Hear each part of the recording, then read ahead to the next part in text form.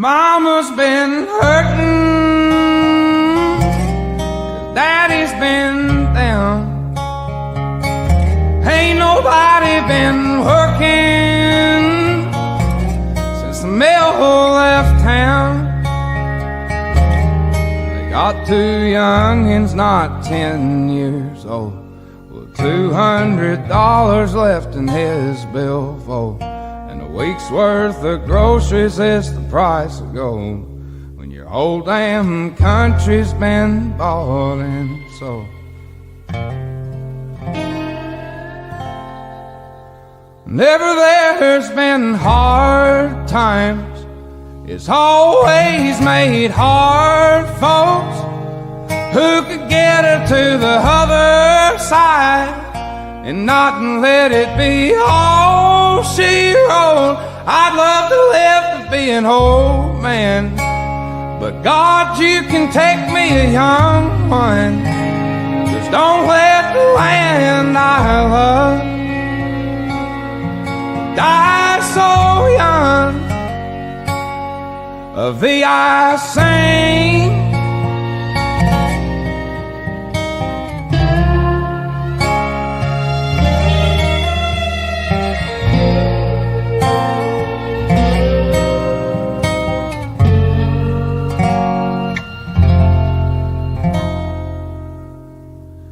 I've been flying low in my troubled mind, get to digging me a hole my soul can't climb. It's the end of the world, but nobody knows, 'cause they all just stare at the trash on their phones in a land that's littered with many men's bones who died fighting for somewhere they could call home. Whenever there's been hard times, it's always made hard folks who could get her to the other side and not let it be all she wrote. I'd love to live to be an old man, but God, you can take me a young one. Just don't let the land I love die so young. Of thee I sing,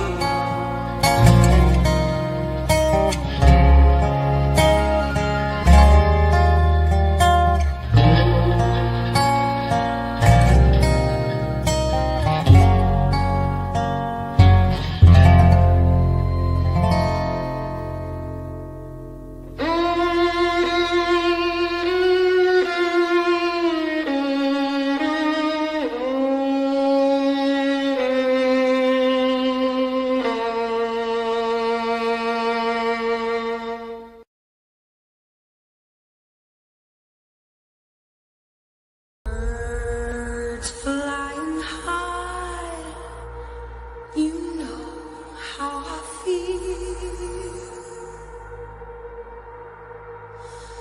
Sun in the sky, you know how I feel. Breeze drifting on by, you know how I feel. It's a new dawn, it's a new day, it's a new life for me, yeah.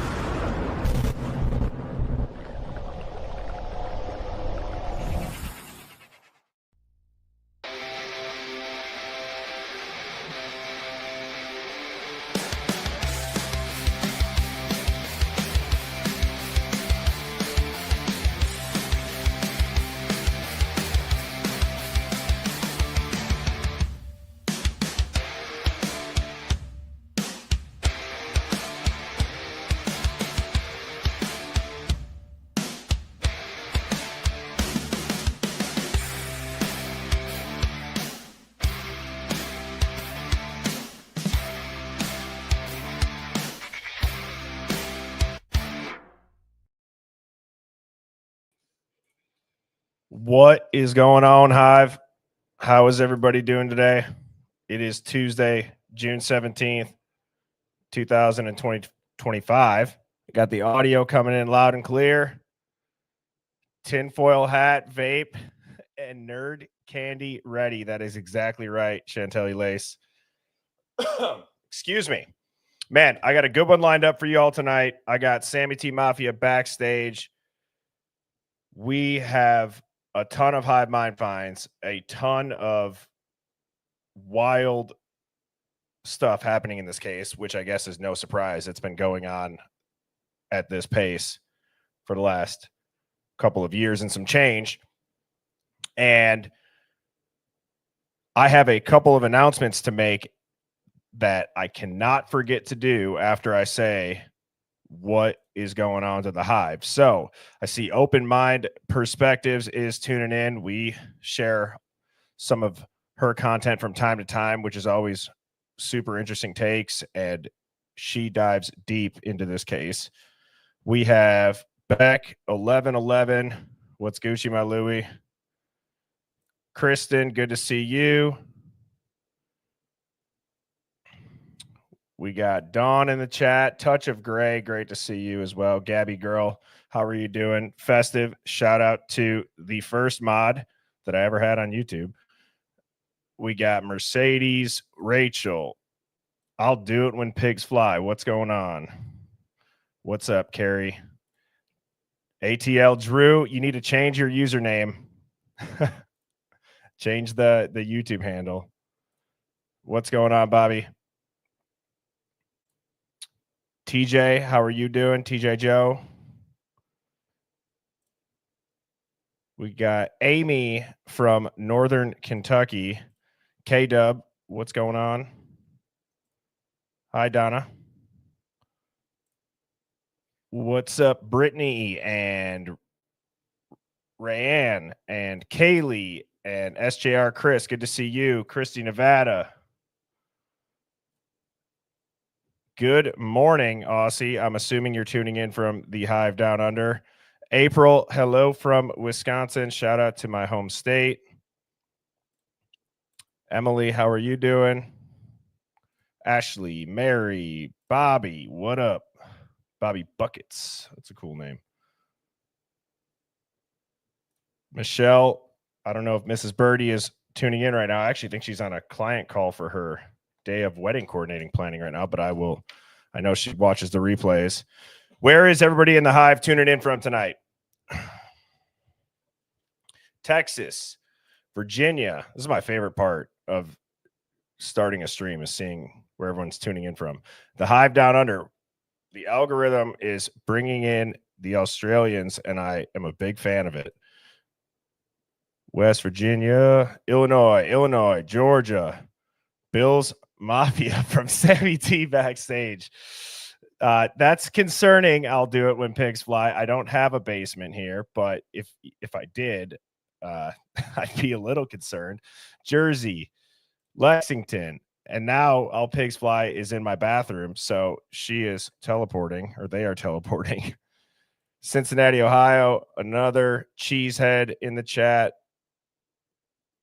We got Las Vegas, another Wisconsin. That's awesome.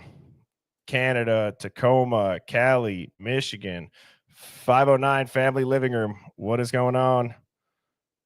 We got Austin, Texas, Poconos, Pennsylvania, North Carolina, Oklahoma. Festive, don't creep me out like that.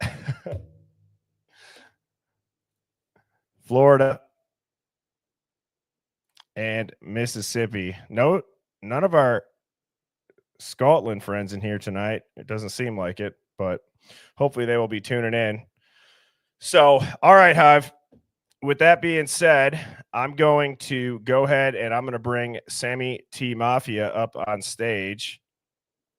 And here she is. Hang on, Sammy. How are you doing? Hi. We got you loud and clear.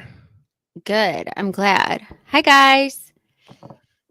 We had to move up our usually scheduled streams together from Thursday to Tuesday. I don't think anybody's complaining about it. I always enjoy having you on. And I know you and I were texting earlier. We got some stuff to talk about. And while I am kind of talking about the schedule changes, I have some slides that will show the upcoming schedule. But tomorrow morning, I'm actually going to stream at 8 a.m. Ooh, that's early. Yeah, coffee with Birdie is what Mrs. Birdie says I should call it.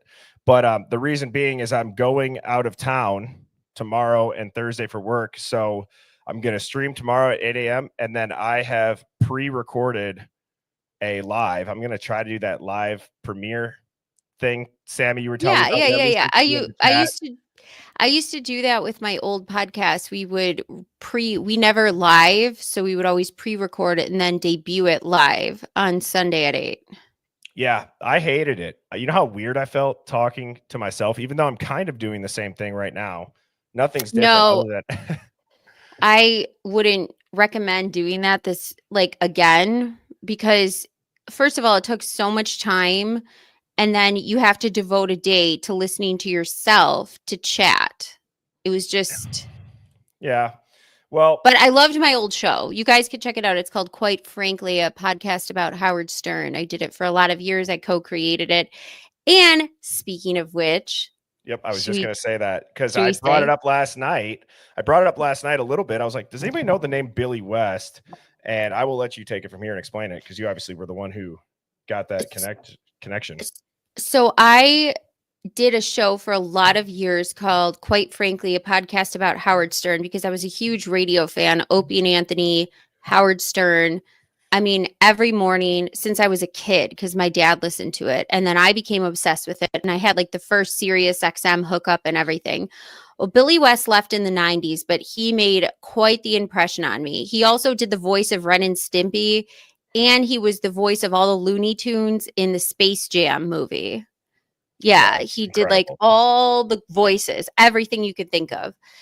And so he randomly tweeted me and said he was listening to old shows I had on my old podcast and loved it, and tweeted at me and asked what I was doing. And so I said I was doing this. And so I sent him a link and he's like, I'd love to promote it. And then we just talked for like 2 hours today. And I love Billy West and he's interested in talking to us. And I think he has like such a unique perspective because he's one of those Hollywood writers, voice working actors, co-creators of Futurama, stuff like that. And he kind of has like an inside track without being on the inside, if you know what I mean. Yeah. Like he kept his soul. That's, you know what, I was going to say that was good, at least from his Twitter bio. It kind of sounded like it because, and I was reading through some of his tweets. He doesn't seem like one of those Hollywood people that's completely, given their soul to the devil and God knows what they've done for their fortune and fame. But he's clearly a very, very talented man and so talented. Yeah, I'm excited for that, and so we will have more to come on that, Hive. But yeah, Sammy, that's awesome. And I have 3 followers on X, and I was like, hey, Billy, I have no presence here over on X, but he still actually tweeted back to me. And he's just cool. He like sees light in people. Like when we were talking today, he's like, because we were redoing episodes where Howard was treating him like crap. Like what happened was one of the creators in Ren and Stimpy, John Krasinski, or not John Krasinski. I can't even say his last name. It's so long, but we'll call him John K. He created Ren and Stimpy with Billy, and then he became a pain in the ass for Nickelodeon. So Nickelodeon said, cut out John because he was being such a pain in the ass, and Billy could do both the voice of Ren and Stimpy. So he stayed on. And then Howard shanghaied him, Howard Stern, and had John on the show without telling Billy. And so the both of them are sitting in studio. And the look on Billy's face, the whole thing, the way it played out, and I was so angry for him. And he's like, you were like, it was like you were in that room. Like you just took up that mantle. And I was like, Billy, I was so mad for you. You know what? And I'm not just saying this. If if I ever had some internet beef or real beef, I would want you in my corner 10 out of 10 times, and I would let you loose. And it'd be no holds bar. I would feel very confident having you on my team for any kind, like I said, for any type of disagreement like that, where it would have to be verbal. But no, that's awesome. And we will have more to come. Sammy and I have been talking off stream. We're working on a lot of cool stuff and trying to get some stuff figured out and sorted out here over the next few months. So stay tuned for that. Moving on really quick, I launched 2 new t-shirts just because we were talking about it. So now we don't only just have hoodies in addition to the phone case, the tinfoil hat, the mugs, the bumper sticker. I launched 2 hoodies. This one is the bird giving the finger. I tried to get text underneath it, but I wasn't able to make it look normal by having it that small. But I wanted to have it say, NPCs hate this shirt. And then over here, I have just a classic tee, Hive Mind, unplugged to see the truth. So these are. Can you do a V-neck for me? I love V-necks, and I love that color pink because I feel like stores are so afraid of it. Like they always go light pink or some sort. I love the Pepto-Bismol pink. Like that's it's like a 90s pink, which I appreciate. You remember when we were talking about how Subway pumps in fake smells to make you feel some type of way? And then we talked about Abercrombie. I had a Pepto-Bismol pink shirt in 6th grade that said like real men wear pink. And I think it was my favorite shirt at the time. So I remember that shirt. Yeah. So in addition to like all the Affliction shirts that had all the chrome all over it, because I was probably watching Jersey Shore and God knows what. But can I ask the listeners how many chair sets did people ruin with those jeans? Because I ruined quite a few sitting at people's houses with those bedazzled ones. Oh, the robust pockets of Rockin' Republic and True Religion and Metro Park jeans, Miss Me jeans. They were just they were a time, man. They love to ruin chairs. That's awesome. Well, yeah, so these are available now. And the next exciting announcement that I have the first ever Hive Mind Roundtable guests picked out. Their names are on the next slide. I think that this is going to be a pretty awesome crew. So they have no idea yet. So I'm going to send, I was going to send the email prior to the stream. I decided I'm going to wait, do it live. I've already seen one of the names in here. So I will go ahead and show you here on the first ever Hive Mind Roundtable this Sunday at 7 p.m. We have Big Forehead, Big Dreams, which is an incredible YouTube handle name. Love that. Big Forehead, Big Dreams. We have Mama Tata, who's going to be on this roundtable. And then we have that Southern blonde lawyer. So to everybody that reached out, thank you. I didn't necessarily pick at full randomness. I looked at the people who actually like explained what their topic was, what they wanted to discuss, and then also listed out their YouTube username. A lot of people just said, hey, I want to be in there. There was no subject. I didn't know what your username was. So the next time that we do this, which I'd like to do this once a month. I think that'd be fun. Can I ask a question? Where is that Southern blonde lawyer from? Was she from Kentucky? I would die. Can you ask her a question when you do this roundtable for me? Because I find when I watch trials, like trials that take place in the South versus back East, there is a decorum that I appreciate in the South when I see lawyers interacting with each other, whether it be how they address each other or emotions, or the judge interacting with the prosecution or defense, either or, that I appreciate. And back East, it's just like total disrespect and it's dog eat dog. I mean, anybody watching the Karen Reed trial, they know what I'm talking about. And I feel like a Southern jury would totally hate like a prosecutor, the way they come off in like these sorts of trials. So I'm wondering where she's from and what she thinks of that kind of culture, like how it's so different. That's a super good question, actually. There was one other person that I emailed that I didn't hear back from just because I was curious if they'd want to be. They worked in a public defender's office for 24 years, have been a Whoa. part of a bunch of investigations and just kind of seen behind the scenes.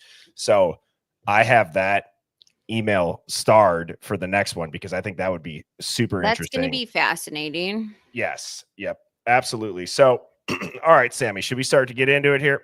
Yeah. All right. So let's talk about our boy William from last night. He is Brian Koberger's friend that absolutely ate the faces off of a handful of creators, calling them short and fat and whatever else he did. He did not hold back. We played it on the stream. Mama Tata, surprisingly enough, even before she was picked, I picked those names for the roundtable probably about 4 or 5 hours ago. I got them all locked in. But Mama Tata was able to get me his email and his phone number. So long story short, sent him an email last night after the stream, didn't hear back. I was on my way to the gym early this morning and I said, I'm just going to copy and paste this email into a text. And I got a response right away. I'm not going to show the text out of respect for him asking me to not necessarily talk about it. But I can tell you that he did not take his own videos down, and 30-day suspension. So wait, what? Yeah. I'm not going to go into more detail as far as what he feels or what he says. I told him I wouldn't say anything about that, but yeah, he didn't take down. I said he had asked me to not say anything about certain things, so I won't, but That's a shock. I didn't know that. Yeah. So I have been waiting, and I think we got a couple of glimpses in the beginning from this from people who ran with Brian. I remember somebody when this all popped off and he was the person. Remember, he said we used to run and it just seemed out of character and couldn't believe it, sort of thing.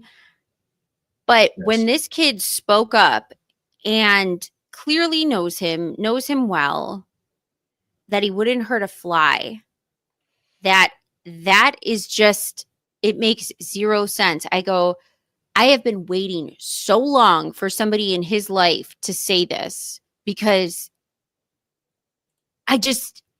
he doesn't give off narcissistic stalker killer vibes. No. And, you know, I actually think that I said after we got done watching, because we watched 2 of his videos. After one of them, I said, you know, A, I hope I'm never in a position that Brian's in. But B, I would hope that one of my friends would do that for me. Even if it took 2 years, I would just hope that one freaking person came out and told people who I am as a guy and what's my character, what's my moral, whatever it may be. And I mean, how scared must people be though? Like, this is what I'm talking about, is the fact it took this long and then this person gets blocked for saying that, to me, just says it all. Yeah. I'm shocked. I am too, because I would bet that if that didn't happen, he would be on this stream right now. So tonight. But how many people do you think are like that though? I believe there's probably a lot more, and they just are looking at the examples of what happens to people when you go up against the machine, what you're up against. And this is it. I mean, you're going to be ostracized. You're going to be wiped off the map socially on social media. You're going to be treated as non-tent. Essentially, ignore it, make it go away, brush it under the carpet, block that person to denounce their credibility, right? Because if if you're off socials, that means you must have done something wrong, right? Because that's all. So that gives credence to people saying this person's a kook or this person's some sort of negative adjective, of course. And now we can just never talk about it because he doesn't exist. He doesn't exist online, so he doesn't exist at all. So let's not deal with that.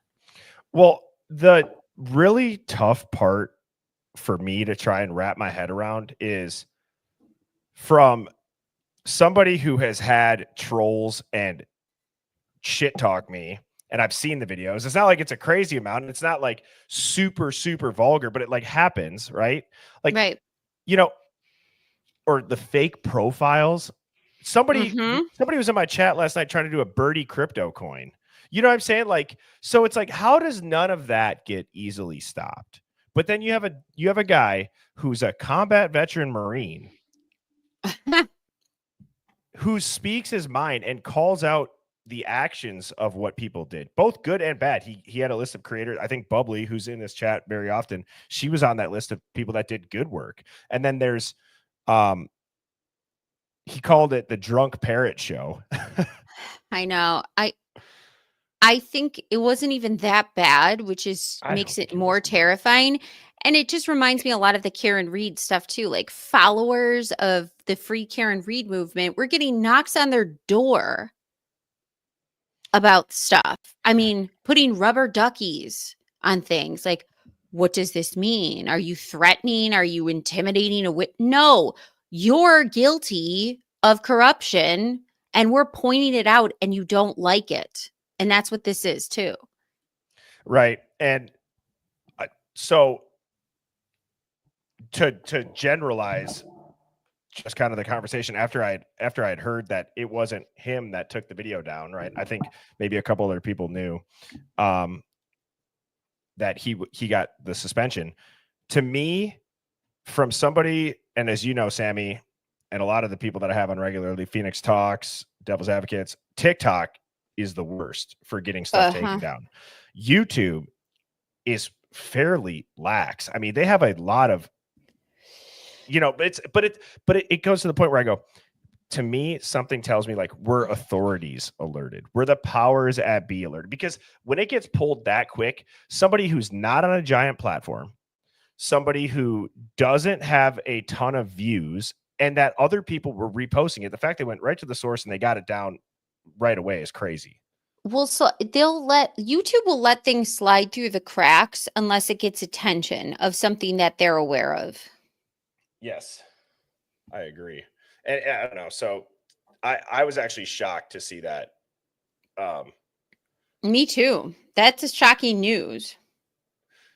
And hopefully when things calm down, I told him that the offer stands. And if he ever wants to come on and speak his mind with people who are willing to listen and not bait him into some drama BS, that he's always going to be more than welcome to come on here and just have no filter. He can say whatever the hell he wants, Well, you have to think to yourself that this person didn't exist just in a bubble this entire time. So my guess is he knows people who knows Brian. He knows about this case. You don't think in his circle of people he's been saying this from the get? You know what I mean? Like, just because he's not saying it on TikTok or not saying it on YouTube doesn't mean this chatter doesn't exist. Just like we just don't not exist because we're here or not.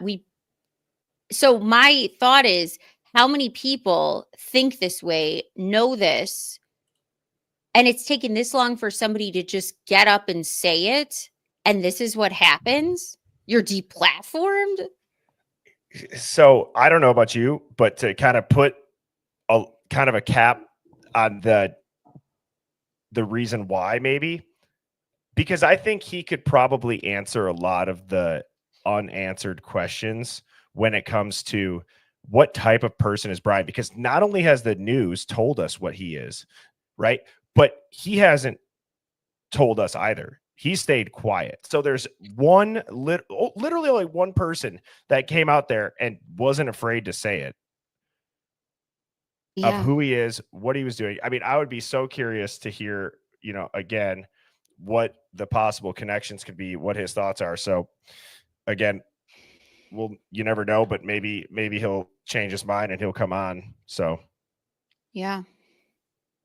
this next Hive Mind find, Sammy, this one is crazy.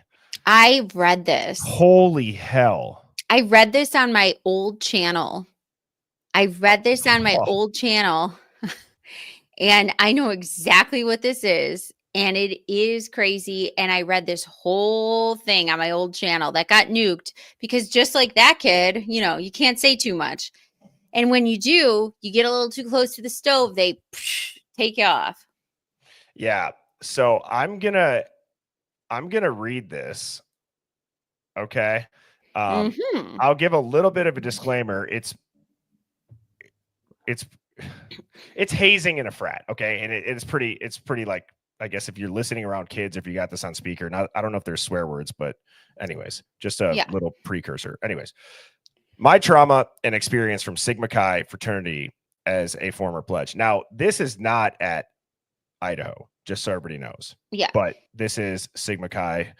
And it says, I saw that there was someone else here posting about their traumatic experience in Phi Delta Theta. And I think it's important I come out against Sigma Chi and how I suffered at the hands of their fraternity and fraternity members as a pledge 7 years ago. Trigger warning, talks about abuse, depression, anxiety, assault.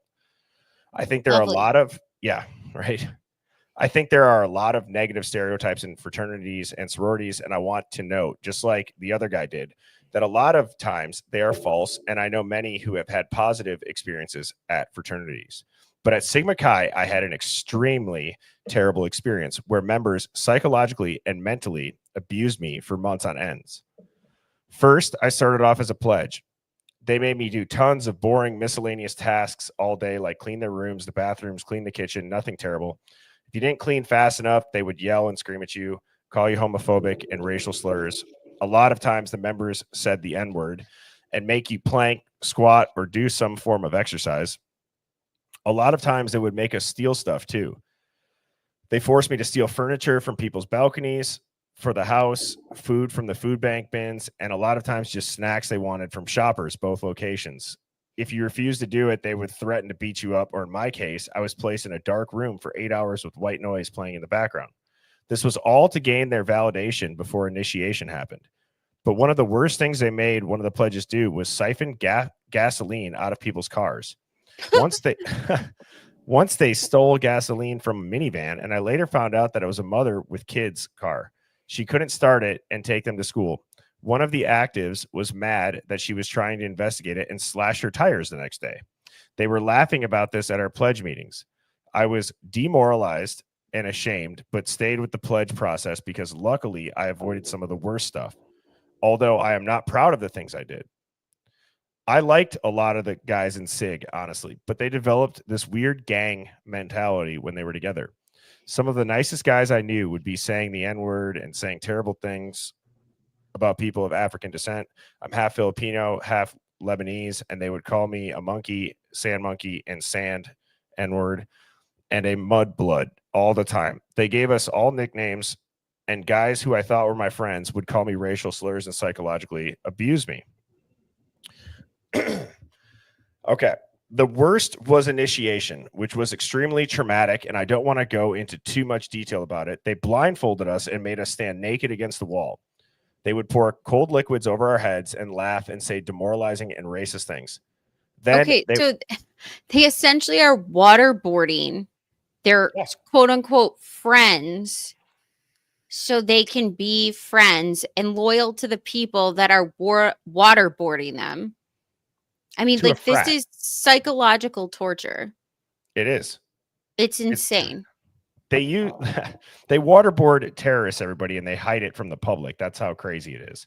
And frats, how many accidental drownings or quote unquote accidental drownings where when they do the autopsy, there's no water in the lungs, but they're dead.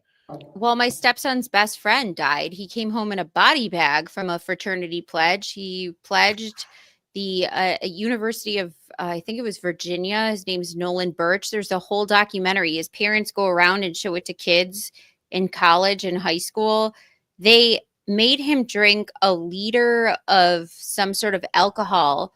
And when he started turning purple, they thought it would be fun to dance around and kick his body and didn't call for medical help. And he was declared brain dead and died. So That's terrible. I'm saying like that's the level of all these capable young kids are around and his body is turning purple and you guys think it's a selfie time. Well, it kind of goes back to, not to tie everything back to kids that age in this Idaho 4 case, but it's like, do you think that those parents, family members felt like those were just kids, just drunk college kids that didn't know what to do? Maybe they were frozen in fear. No, they were on their phones. They were completely capable. They could have gotten help. And what did they choose to do? Nothing. That's and I brought this up too, because when you watch the documentary about Nolan, the kids in the interrogation room are part of the documentary. So like the interview, you know, when you're with police and nobody would crack at first, right? Before they got the security footage, before they got the camera footage, nobody was cracking. So you have parents who drive all the way or fly all the way from Buffalo, New York to go pick up the body of their son that you essentially just murdered, and nobody's talking. Finally, somebody cracked, but when I say it's repulsive, the way the wall of silence went, like the mentality that must take, like the psychology of how you just watch somebody die and you're not going to say anything. Thank you. It's crazy. And like you could, there is an aspect of college age males and like peacocking, right? Who's got the biggest puffed out chest? You know, it's harmless shit talk till someone takes it way too far. Right. Or, you know, so to continue on and to your original point about how they're describing waterboarding, because then they would tie our hands to a chair and ask us trivial historical questions about the fraternity. Every time I got one wrong, they would waterboard me and scream at me until I got them right. Then they took us into rooms alone and made us watch homosexual pornography with the sound full blast. One of the pledges, let's just say, got aroused during it, so they physically assaulted him really bad with a wooden oar. They spanked him with it, and he couldn't walk. He was on the ground crying and in severe pain, and they just left him there. Then they took us all into the main room, usually where parties happen and where people dance, and they made us lie on the floor completely naked. They forced us to crawl and eat old molding pieces of meat off the ground with our hands behind our backs. They called it the pig festival. The person who ate the most was then exempt from the punishment. Do you know what the punishment was? They covered a vibrator with raw egg and made us put it in our mouths.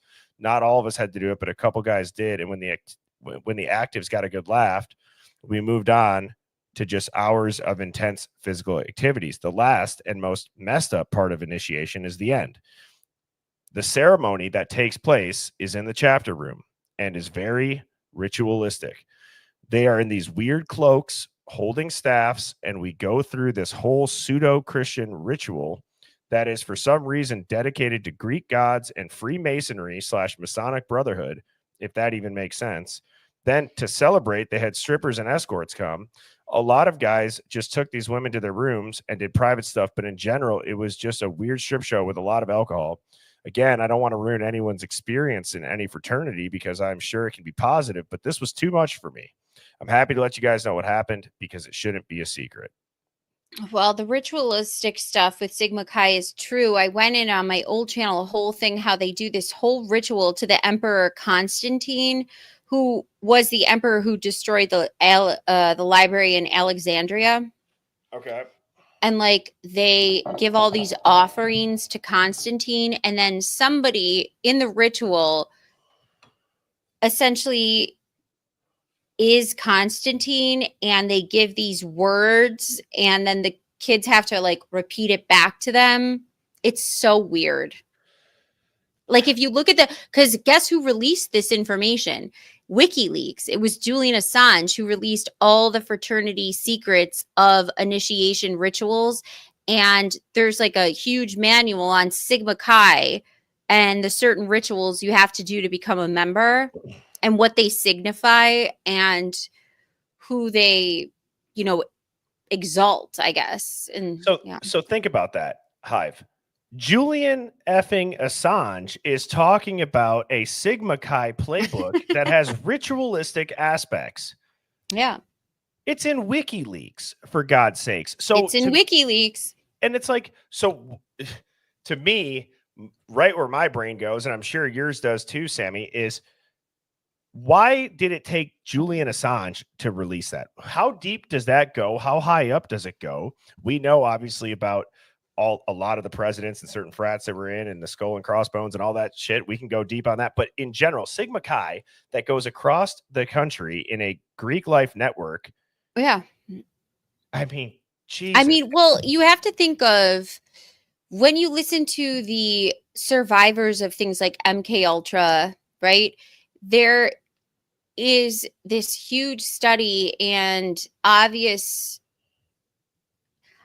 thing where it's trauma ritual abuse. So controllers have learned through sexual abuse, through humiliation, through consistent ritual abuse. Assange has never ever been debunked. True.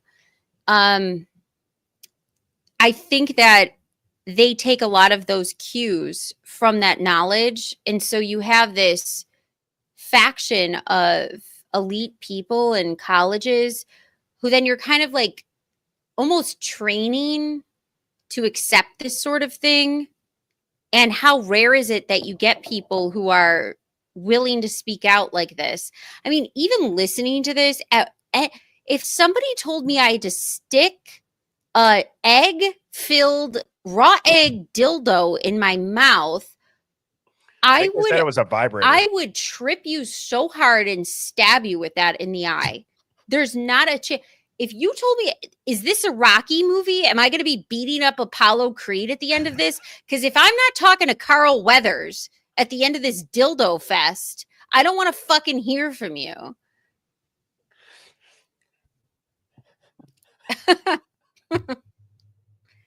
You know, if I'm not getting da da da da da da da, I don't care. I was gonna say too, like, I think like this is not obviously this is very like traumatic, but I feel like the vibrator you could probably lose a tooth, but the fact you said you would stab them in the eye with a dildo that's egg covered, I'm surprised that doesn't happen more often. And well, that's the psychological programming. Like, did you see how they got in that entire like anecdote? It was they got us to siphon gas out of cars. We had to do planks. We had to do squats. We had to do this sort. So they're like gearing them up towards you're going to accept a raw egg dildo in your mouth as punishment because we have broke you down psychologically to this point where we know we could stick you in a room with white noise, blindfolded listening to gay porn, and you're not going anywhere. That's fucked. That is so effed. That's so effed. And it's like, you know, there is a certain level of like obviously maturity that comes with age, but there's also what do they call it? Like when you realize that you're not invincible, I think everybody remembers that point in their life where it's like when you're growing up and you're like, nothing's going to stop me. Nothing can hurt me. I can do whatever I want. You kind of have that invincible feeling. And then you get older, or maybe for some it's after college, probably for most it's after college.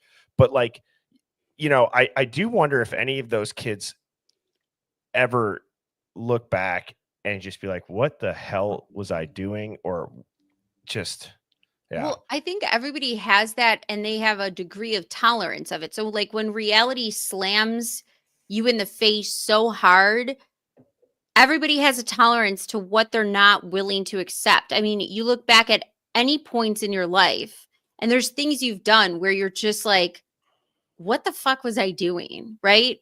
Mm-hmm. But it's not this level of depravity. Right. And look at what Misinformation just said. It's a humiliation ritual, really, at the basis of it. Truly. So now you start to wonder, Is that why? Do these humiliation rituals, do they run that deep into the Greek life university Well, system across the country that you've all seen the big time Hollywood people do that shit? I mean, they all talk about the secret societies are these fraternities, sororities are extensions of that. You know, they talk about the Boulets, which was mentioned in the Diddy trial and Kobe. They have talked about the Freemasons. These are all extensions of protecting a larger, more elite thing and pledging your loyalty to this thing.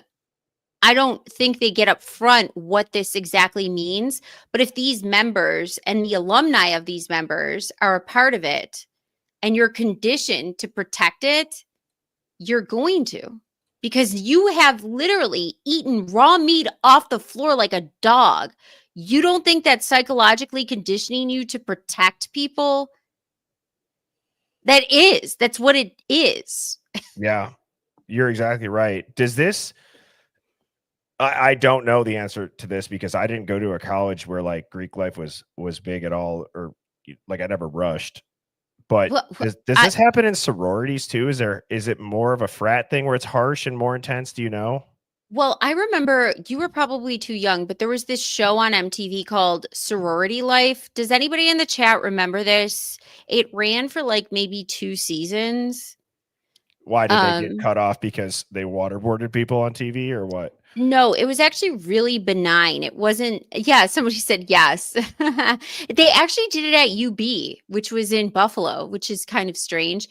But I think I was at college. I was in college at the time when this was being filmed because I kind of remember hearing about it. I went to Buff State, but it was different. It wasn't the same as what this is like, but I think it depends on what kind of elite sorority or fraternity you're pledging, you know?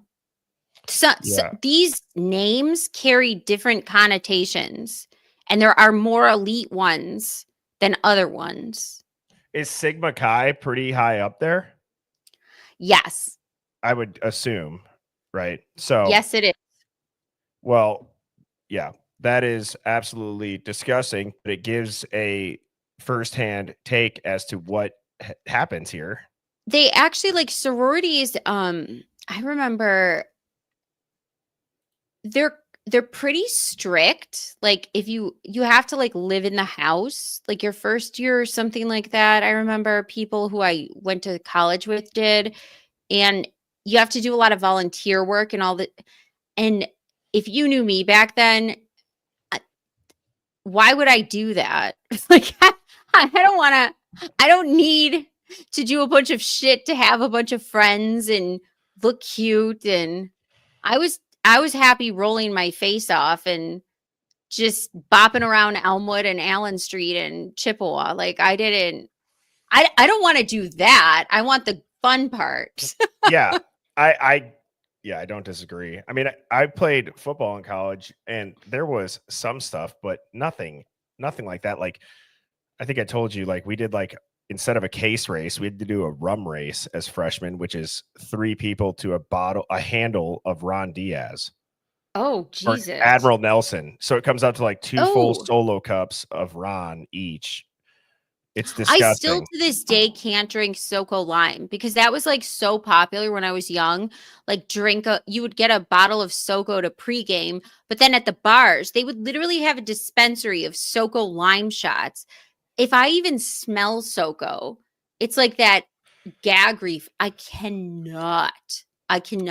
Yeah, mine is Bacardi Limon and orange juice. Ugh. Just like Bacardi in general, I can't even do that either. It's the same thing. Yeah.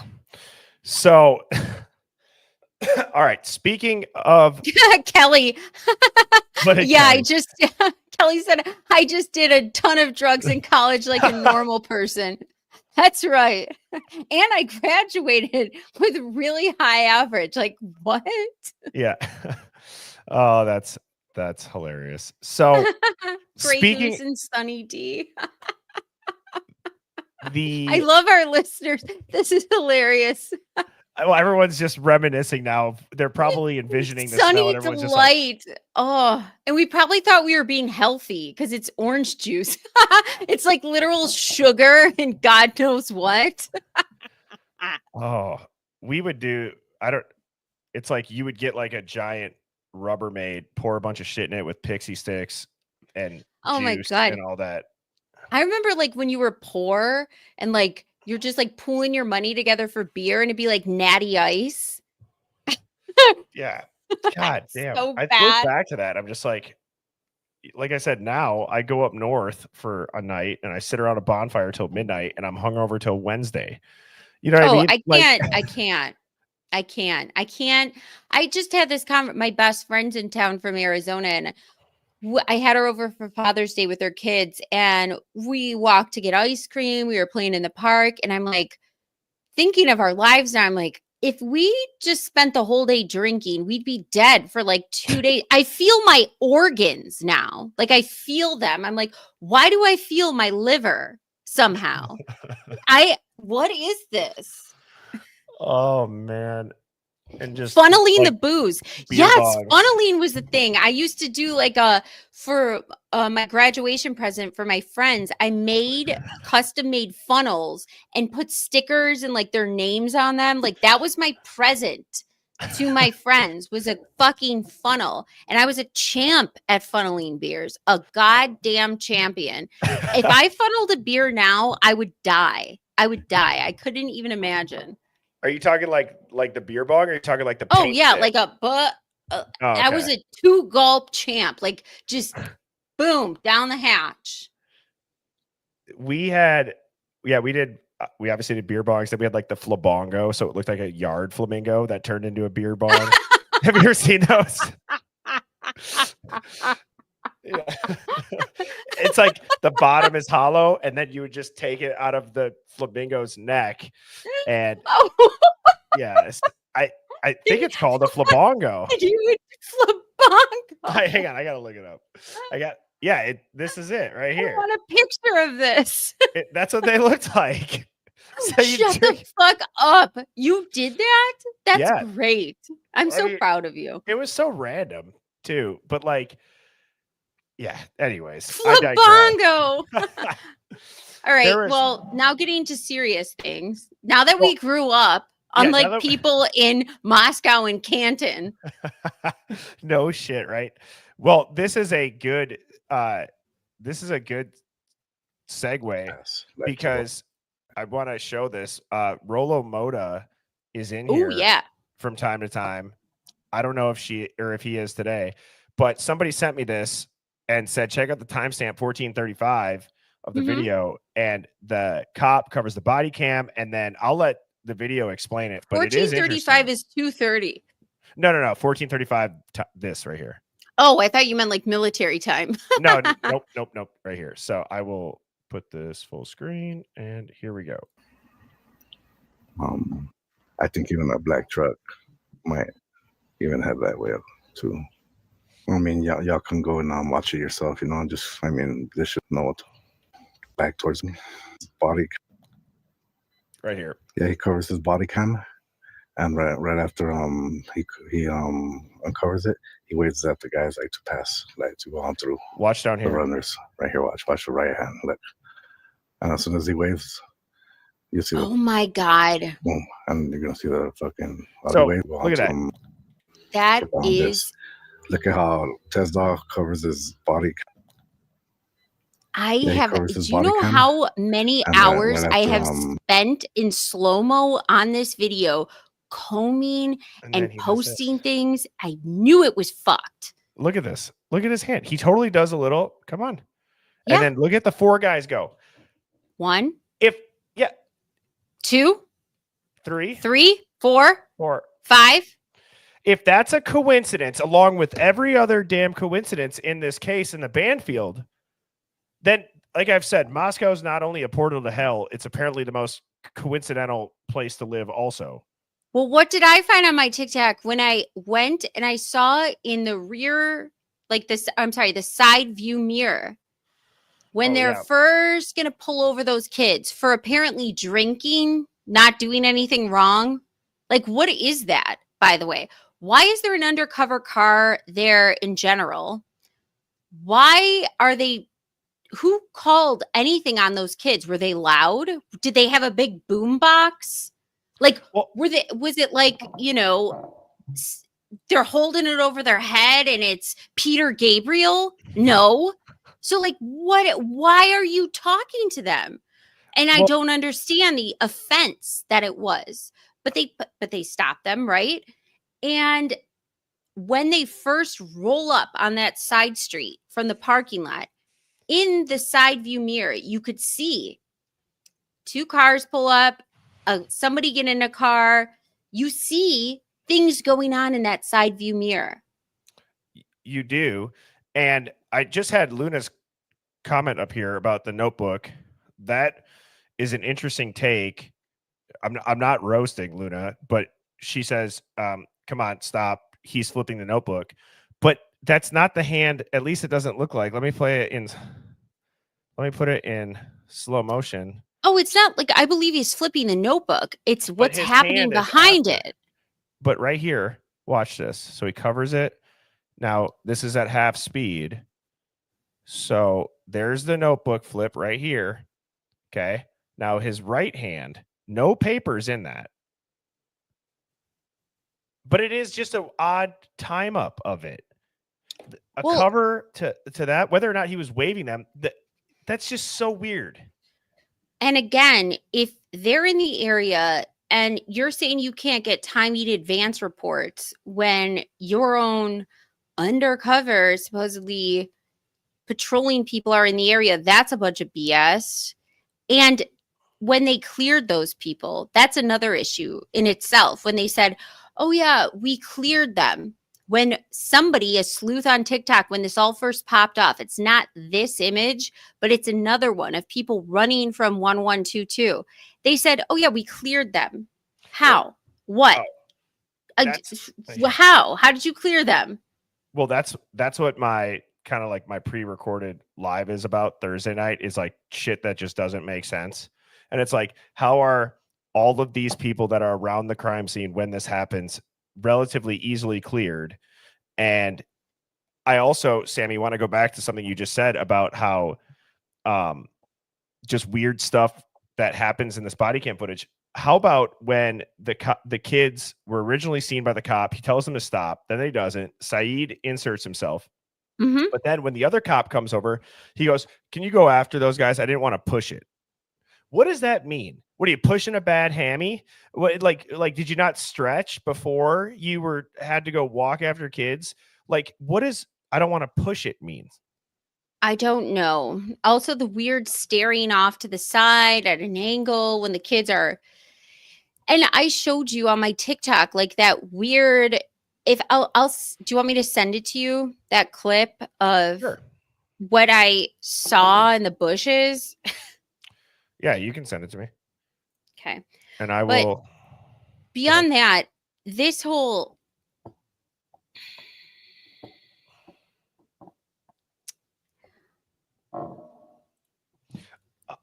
Yeah. I just think of this as like, this is going to come down to, how is this forensically possible? How is this in the timeline possible? And now we have, and Truth and Transparency did a great job bringing up this new peer-reviewed article regarding touch DNA and secondary transfer, Send me which that. I have been making videos about forever. Now we finally have a peer-reviewed article about this specific case, which is amazing.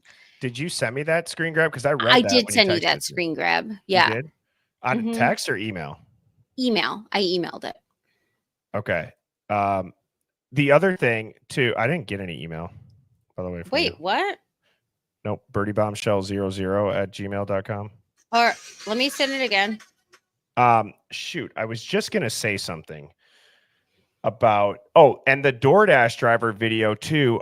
Allegedly, that video that we watched of the Doordash driver from Translucent, I have seen screen grabs going around. It was released actually on a channel a handful of months ago from, I think it was Axon. So it's not, I don't think that DoorDash driver video is like brand new. I believe that somebody, chat, help me out, Hive. Isn't it like Axon or something? But I believe that it is not the first time that it's been uploaded to YouTube. People had sent me screenshots of it. Officer Axon, yes. So Well, the DoorDash driver to me seems like the obvious biggest issue with what happens with confidential informants and her story. If she's saying she saw him parked, that's not possible. That's not even possible in the Dateline documentary. That's not possible in this new coming to Amazon Prime documentary. Like, where is this happening? Show me. well, exactly. And also,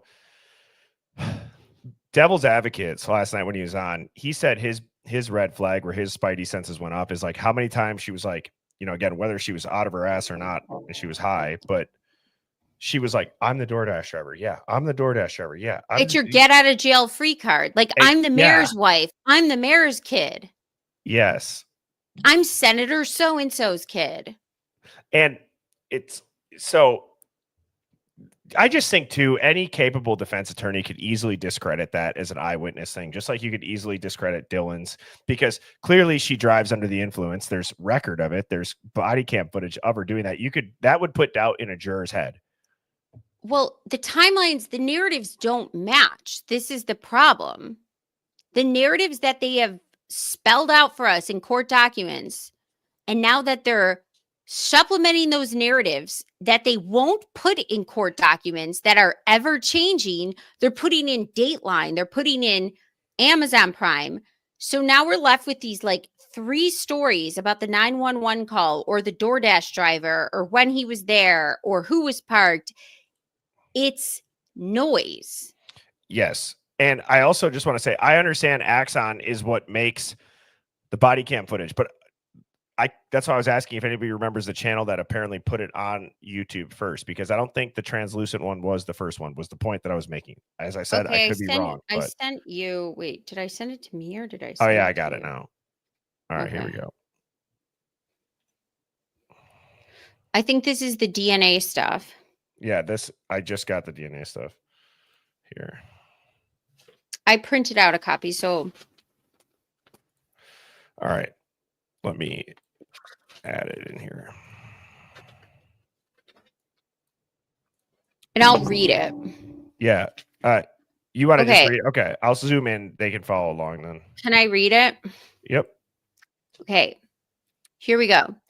The increased sensitivity of forensic DNA technology enhances the ability to detect and analyze even the smallest quantities of DNA, which is essential for solving crimes where only trace amounts of biological material are available. Evidence from multiple studies shows that it is now possible to generate a full DNA profile from handled materials deposited merely through touch. However, this heightened sensitivity also introduces challenges such as an increased risk of contamination and the potential for detecting DNA DNA from individuals unrelated to the crime. So basically they're saying this is great that we can get such a trace amount of DNA from something, but here's the problem.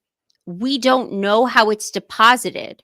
Just because we've got better at identifying and detecting something on an object, we don't know if it's first transfer, secondary transfer, primary. Like, we don't know how this is deposited. So just because we can see it and grasp it doesn't mean it actually says anything about anybody, except for they were there at some point or touched this thing at some point, or even worse, they didn't even touch it and they touched someone who touched it. Well, exactly. And this isn't just a problem with DNA and getting a trace hit of a substance. This is a huge problem in USADA with drug testing athletes that are clean, but they're taking some sort of supplement that they don't know. But it's like the whole trace amount. If you go to such a microscopic level, you will find something that has an ingredient that's a part of something that's banned. It's essentially the same thing for the DNA. This technology has gotten so good, you can get a hit of anything you want, damn near. Well, the worst part about this one, especially with the genetic genealogy, is they amplified the profile. When they didn't get the name they wanted, when it was coming down to those 4 brothers and we might be getting something, the FBI said, stop work. Stop right now. No more work for you, Othram. We're taking over that sample. And guess what? We came up with the name. The name is Brian Koberger.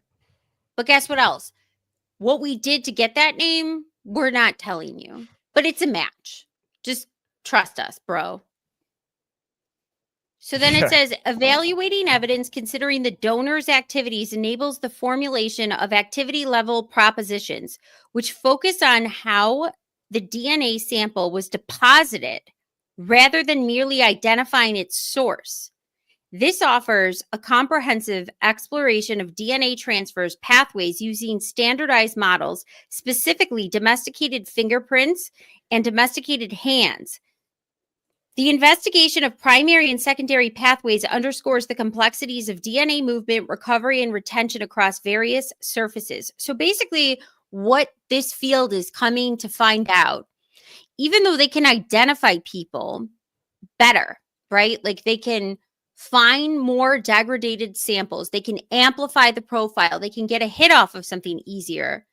They're finding when they're looking into cases, especially with this IgG shit, that they can now detect, is it a secondary transfer, which will show a higher level of something versus a primary transfer, which will show a higher level of something, whether it be skin cells, hair, whatever, biological evidence.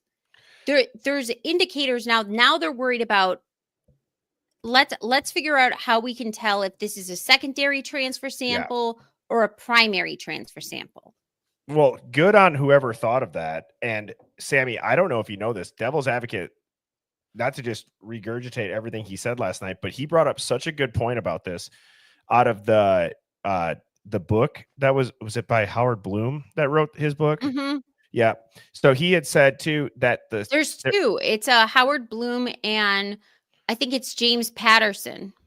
I can't remember which one he said he was reading, but it was the one that dropped around the time the Dateline doc came out. Okay. Or I think it was close to that time.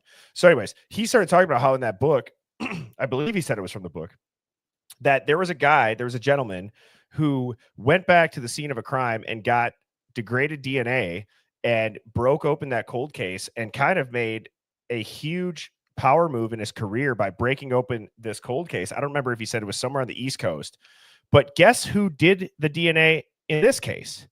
Are you talking about the Long Island serial killer Rex? Was that it was Bloom, people are saying, and I can't remember it because it was the first time that I had heard this off the top of my head. He had said that. So if somebody remembers that, but yeah, apparently it was some guy who was able to go back and get degraded DNA and break open a cold case. And apparently that's the same guy who did it for this case with the DNA. Interesting. So yeah, it was some cold case from Pennsylvania. Yeah. Well, okay. So here we go. The results revealed significant differences in DNA recovery between primary and secondary pathways, with primary pathways generally yielding the highest recovery and percent rates. The presence of an intermediary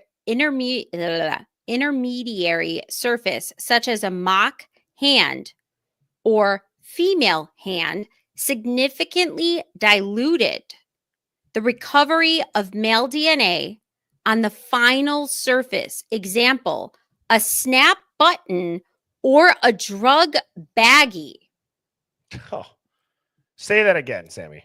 Okay, I'll say it again. The presence of an intermediary surface, such as a mock hand or a female hand, significantly diluted the recovery of male DNA on the final surface, such as a snap button or a drug baggie.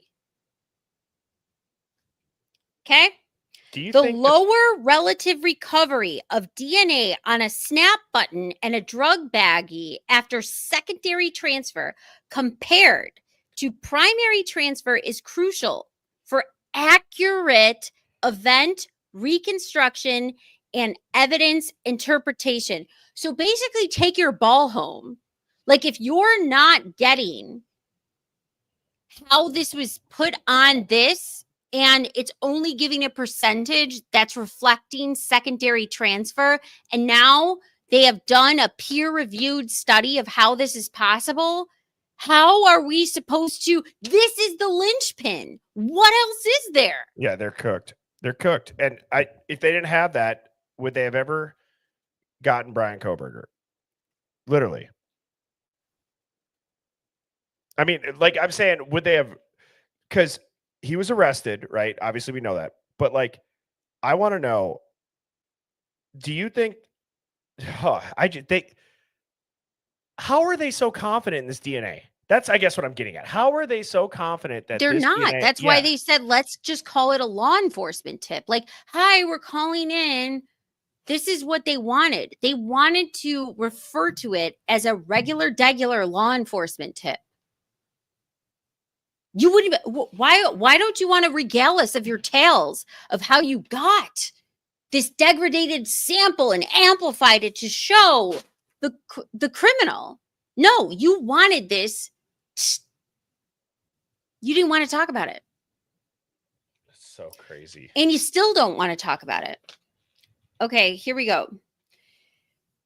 By tracing the movement of touch DNA throughout a crime event, valuable insights into the actions of individuals can be gained, provided that there is a clear understanding of DNA transfer and recovery mechanisms, none of which exist here.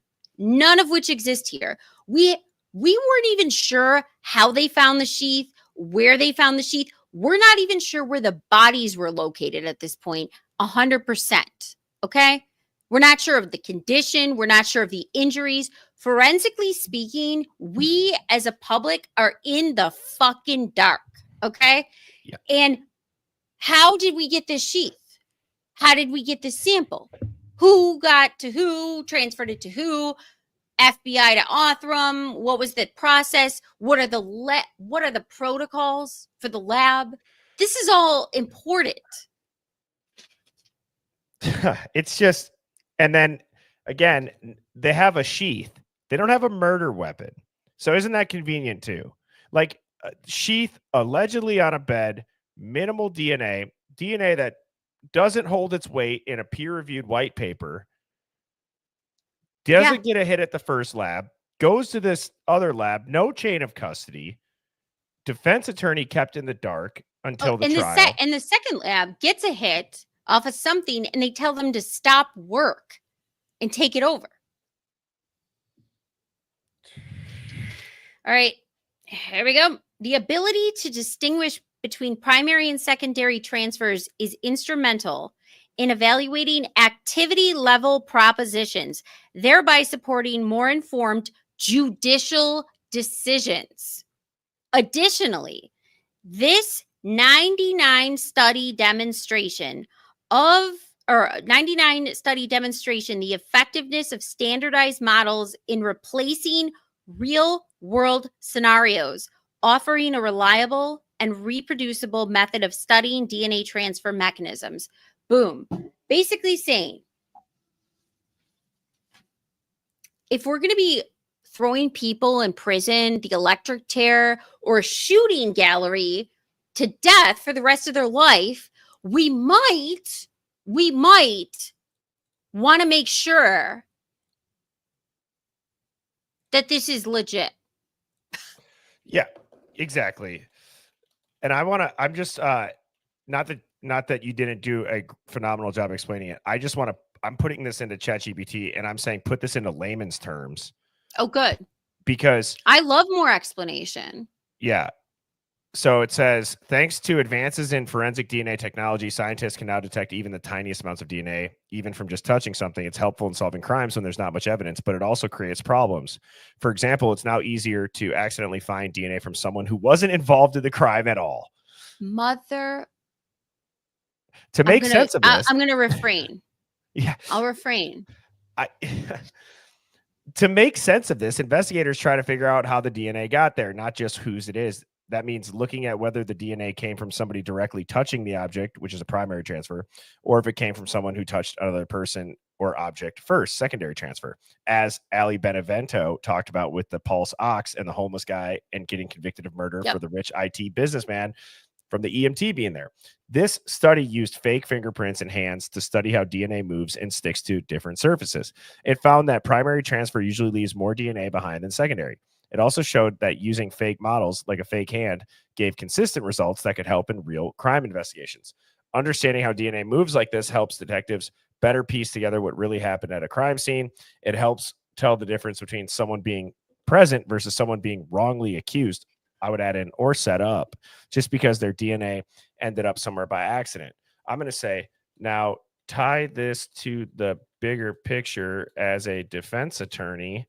Before you put this in, can I just say to any logical person looking at the amount of bloodshed, stab wounds, violence, gore, the insanity of the tightness of the timeline, you with a straight face as a government prosecutor are going to say this person who could barely have a skin cell detected on a button of a knife sheath managed to just Bruce Lee it out of there. He's basically he's the Flash. He's Mr. Incredible. He's a forensic ninja. Get the fuck out of here. Yeah.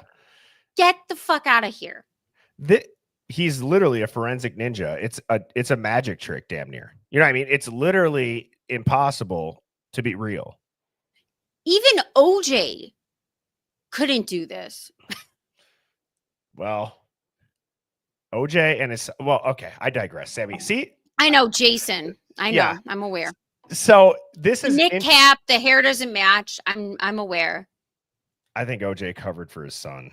I think that maybe both.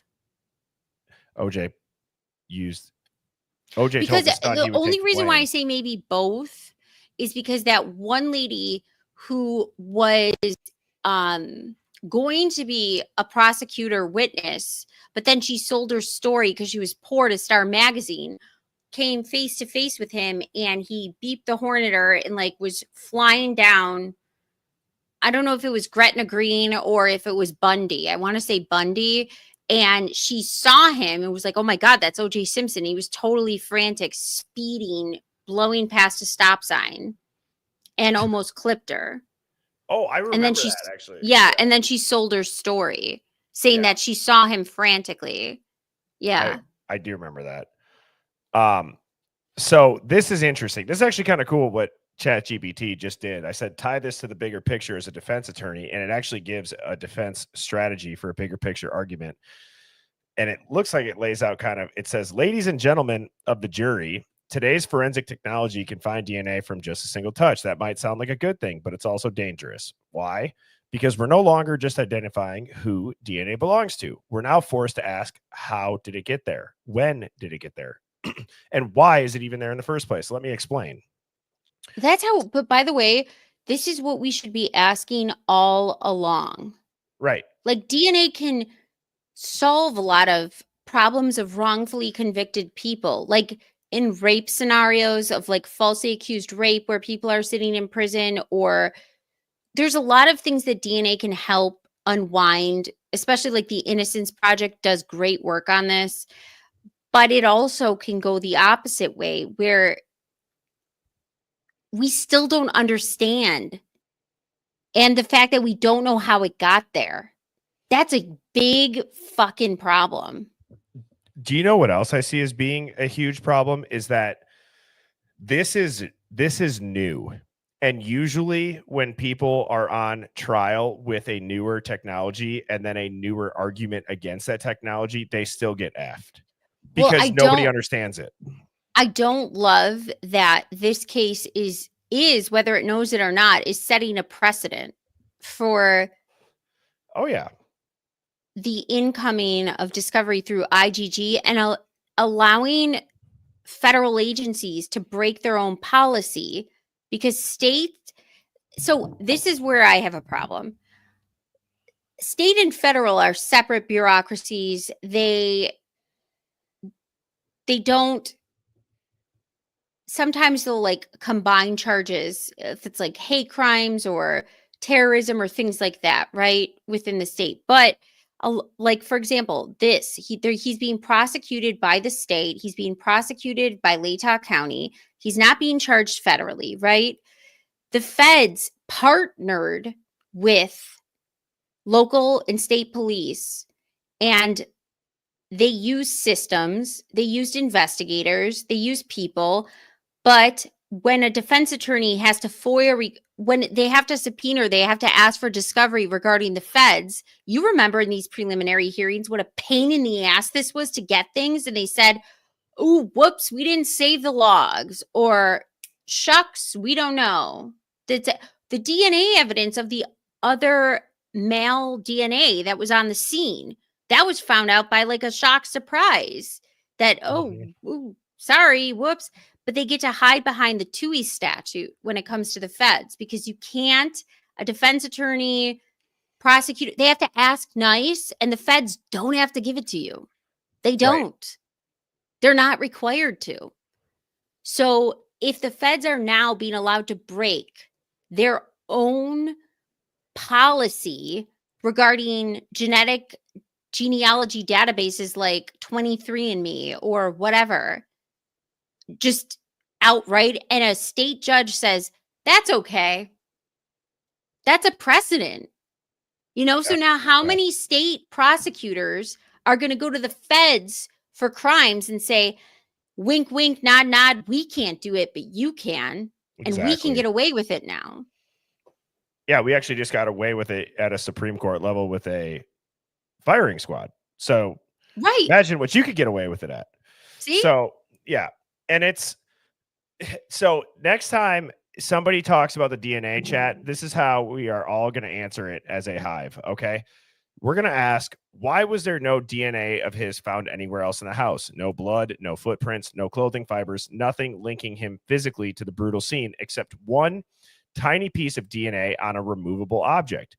That is not proof beyond a reasonable doubt. In fact, this study reinforces the idea that just having someone's DNA present tells us nothing about their intent, involvement, or guilt unless you understand how and when that DNA got there. If we don't know that, then the entire prosecution's case is built on is a dangerous assumption, and assumptions do not convict people of murder. In a logical world, yes. Yeah, well, we clearly live in a world that's gone batshit crazy. So I mean, we acquitted Casey Anthony. Think about this, like how different the mentality is when it comes to trials since OJ. We had Casey Anthony who was acquitted because the jury couldn't, the state's case, they couldn't say exactly how she died, when she died, and how she got there. So any scenario in their heads was possible. And if the state isn't going to definitively say how this dead child ended up in a marsh in Florida in this location, and you're not telling us, and you're not giving us enough evidence, like I think they should have convicted her, but it was circumstantial evidence at the core of it. And so I understand if a prosecution doesn't make its case definitively, that's what can happen. And this is a case where they're like, just trust us, bro. We don't need a murder weapon to convict anybody. We don't need a motive. Just trust us. This is our guy. Right. It's been trust us, bro, from the get. It's wild. Sammy, have you ever seen this? This is an older video, but people talk about this guy who early on was talking about a bunch of details that had not come out yet. Yes. In the Idaho 4, there was a reflection of him. I played around a little bit and I got it lightened up to where you could see his face. I'll zoom in here for everybody in the chat. He doesn't have the same ears as Brian. I agree, and nor does the voice, but that's what I was able to get it to. And then I asked AI to recreate it. So that's AI. Now I flipped it, I mirrored it because of the reflection, but this is what the person, as good as I could get it, looks. So it's somebody who has a structured. Let me look. Go a close up on the face for me. I just want to look at the features quick. Okay. Kind of looks All like right, a this little is bit somebody of who a baby has face. hooded eyes. They have a wider nose at the bottom. They have thinner lips. They have a structured jaw. They have ears that aren't pinned back. Blonde hair, thick, floofy, and somebody who definitely works out. I think kind of a baby face too. Yeah, looks young. Yeah. Shaved head on the side, longer on top. But those ears aren't Brian's. Yeah, I don't think they're wearing glasses, Phoenix. And you could tell too, like the eye shape, like when somebody has a forehead, like I have a high arch to my eyebrows. I've always had a very high arch. When you have like a lower arch to your eyebrows and the way your face looks, like I don't have hooded eyelids, but I could tell this person has hooded eyelids. Tony just said quarterback looking. I actually think that is a very good description. That's actually a really good description. Yeah. So I will play a little bit of the clip now. What you see. It looks like he has like you can't tell like the width of his here, but like here you could tell he has like a bigger like nose. bottom of his nose. Yeah. Yep. So here is the audio of it. I don't want to be any more Um, specific than that because I don't want to put anybody in a challenging or. I just want to let you know that I'm a relative of someone inside the investigation into the quadruple homicide in Idaho. I don't want to be any more specific than that because I don't want to put anybody in a challenging or contentious situation regarding their continued employment. And Pause. What I'm about to tell you is. I want to analyze. Because this is important. So I don't want to put anybody in a challenging situation regarding their employment. So that means their employment is worth more than like something like an essential worker, because it must be a career job. So if you look at that fact, so like if you say, I don't want to put their employment in jeopardy, they're not working at the Holiday Inn. So it's somebody with some sort of stature or power, old enough to have a career that's important to them, that they know is valuable, and they must know that they're relative values. Okay, continue. That's a great catch. Thanks. Secondhand, but it is from what I believe to be a very reliable source. Again, this can only be considered a rumor as I don't have firsthand knowledge. I never planned on posting any of this information out of respect for the victims' families. However, now that one of the victims' fathers has released some of the gruesome details himself, I'd like to share some of the investigative theory. I hate to pause it, but isn't it interesting that he has the same information that the father of the victim released? So it's assuming it's Steve G. So he got that same info. Well, let's analytically think about this. You weren't willing to say what you know because you're worried about the employment and career of somebody in your family that it might jeopardize.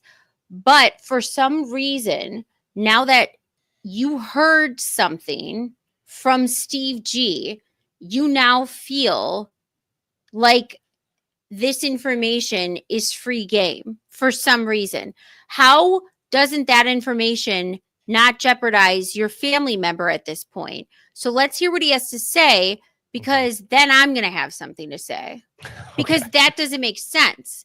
If you were worried about your family's employment and that's the original reason why you're not saying something, but now you heard information from Steve G, which is making you think, okay, open the floodgates. Let's talk about this. Yeah. What's that piece of information? And let's see if this squares. Good catch again. Yep. As you know, the two women were found in the same bed, but with similar wounds. That's what's being reported. That's not exactly 100% true, at least in regard to the fact that they hadn't fallen to sleep in the same bed. One of the victim's wounds were deep gouges that were delivered with extremely aggressive force, so much so that the victim's liver and lungs were destroyed. Here's the theory that's happening. They definitely think it was a man because of the force of the wounds. The person must have been very strong.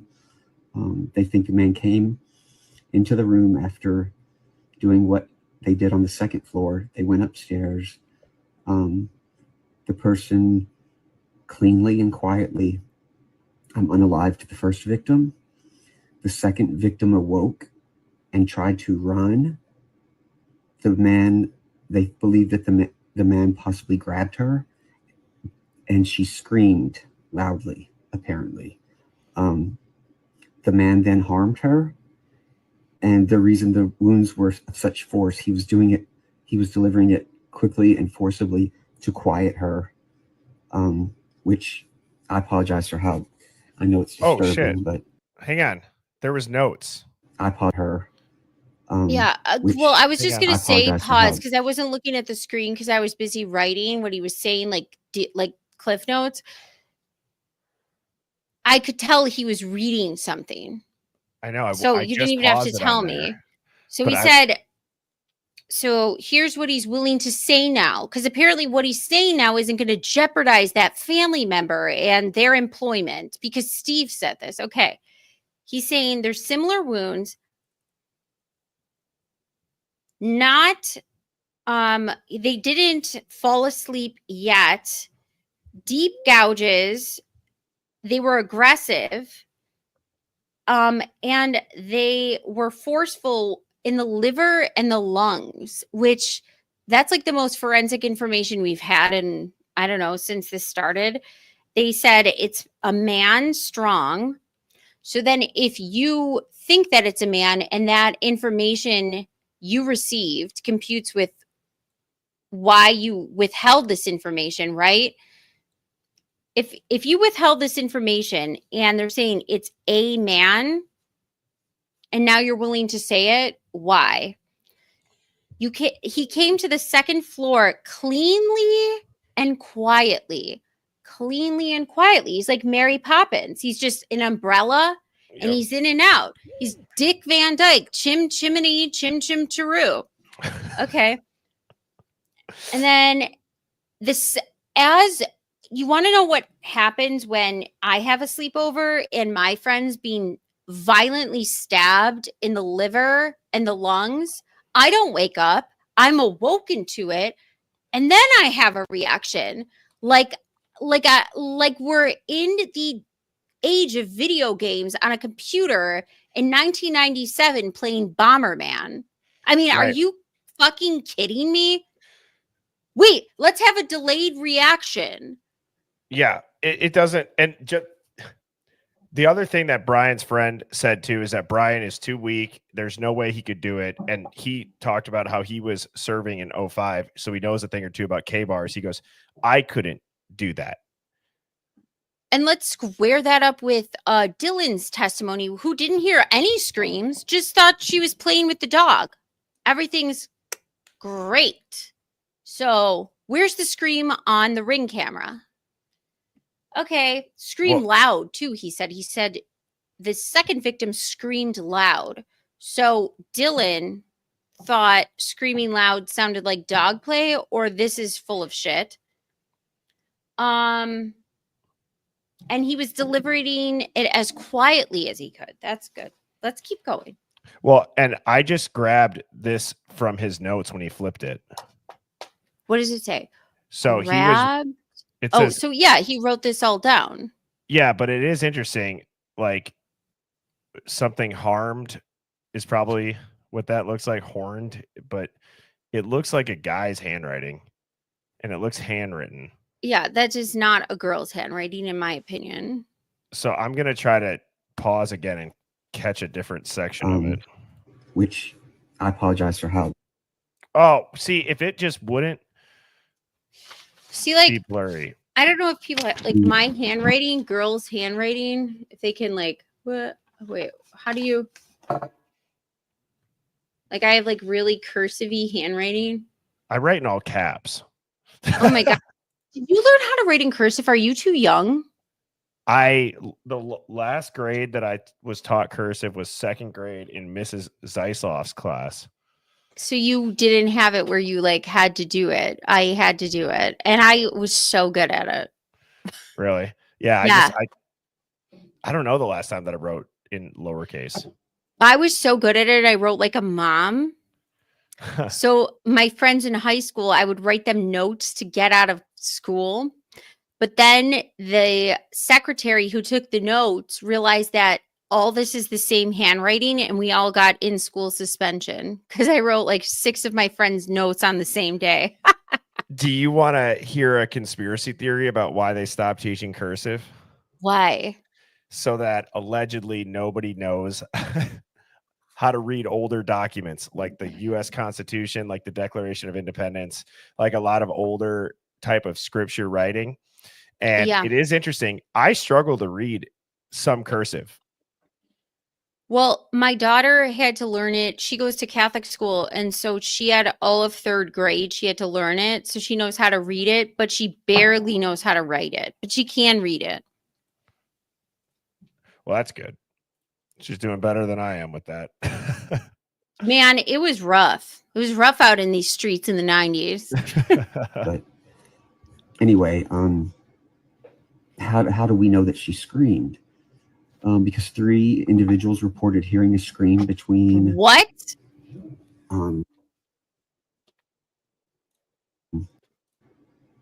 How do we know that she screamed?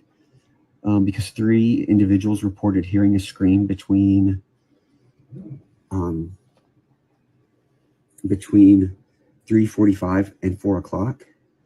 That's why the police have such a specific time frame as to when the murders occurred. Because I don't know if you noticed, but And I remember when this video was published. This is before the time change.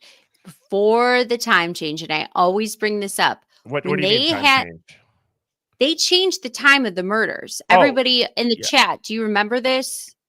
Where they changed the time frame to 4 to 4:25, but before it was earlier to 3 to 4. I remember every- it being changed back. I thought you meant like the time change, like my head So was. we have yeah. 3 individual screams reported. Oh, we do? And what about the Who? Doordash driver now? Who's playing with Murphy then? Exactly. the authorities weren't called the next day until late in the morning, yet they had a very specific time frame when the murder happened. They think the scream is why. Which is interesting because I thought it was Dylan seeing a masked man around 4 a.m. according to the 911 call. Well, that's a rewritten bullshit and doesn't match with the whole this narrative that we're getting now in this new Amazon Prime trailer. Yeah. I just have to say, I watched it like 10 times. Why were they outside playing with their mouths? Hunter goes in first. They're all in the house. And he says, Santa's passed out. Call 911. But everybody's confused at the condition of the person on the 911 phone call. And they pass around the phone like it's musical chairs. Like it's hot potato. Here, no. You talk to this fake bullshit. You do that. Right. Well, look at the question on screen. What misinformation just said. That's a great point. If the 911 call was always there, how did the time change?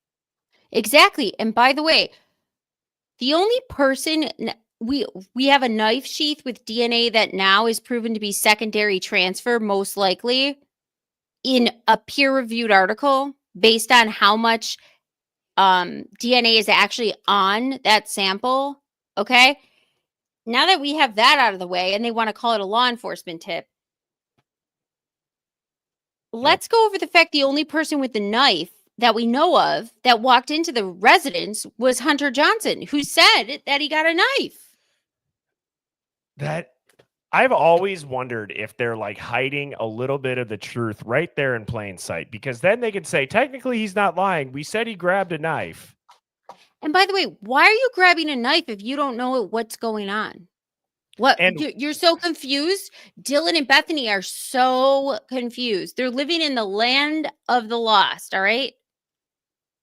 Yep. They're acting like they're about 10 bong hits deep in confusion.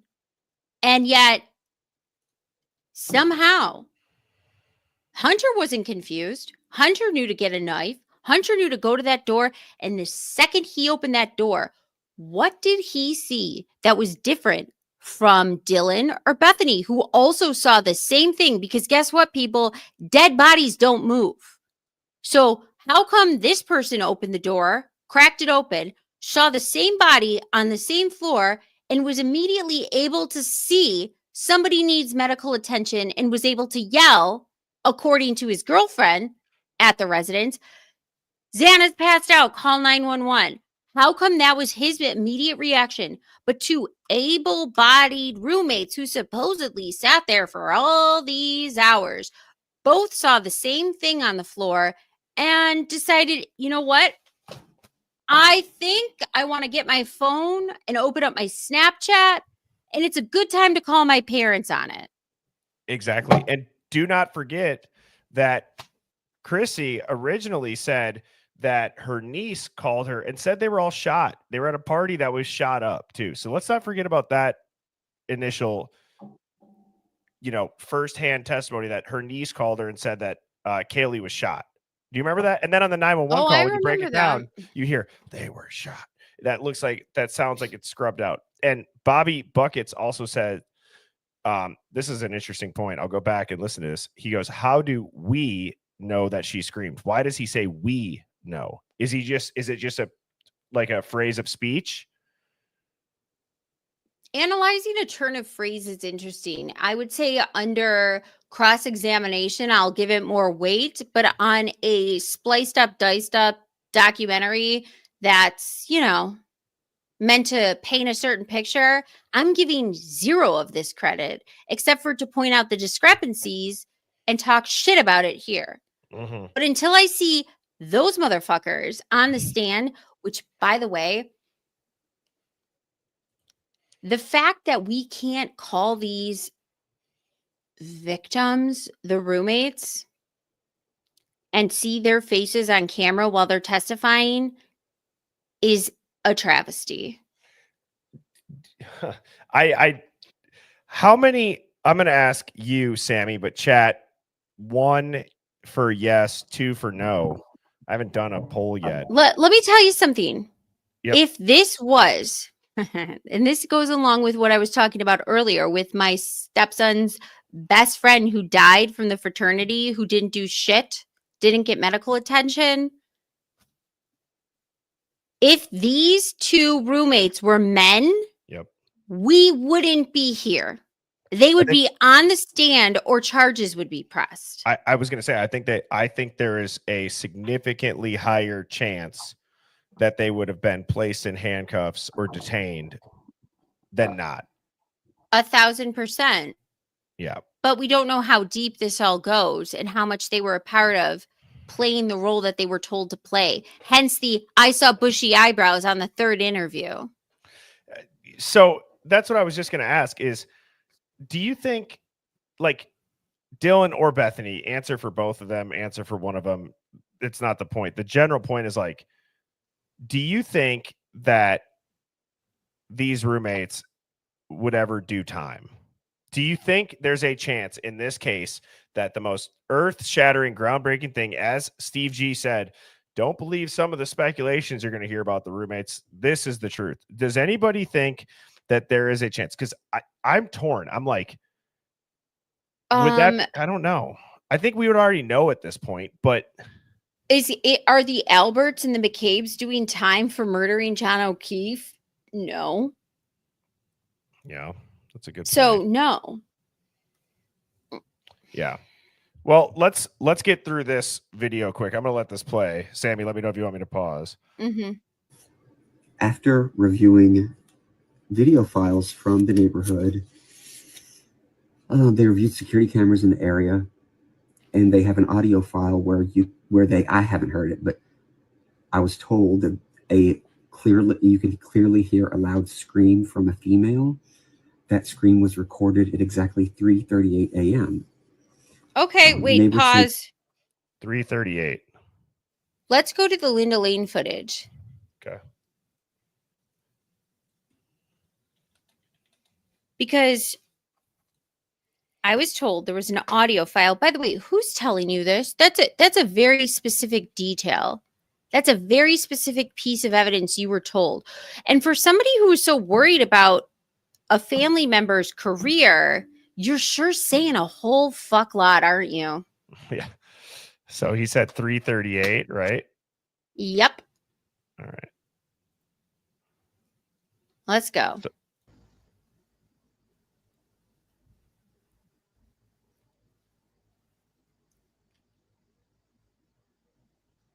I can't hear anything.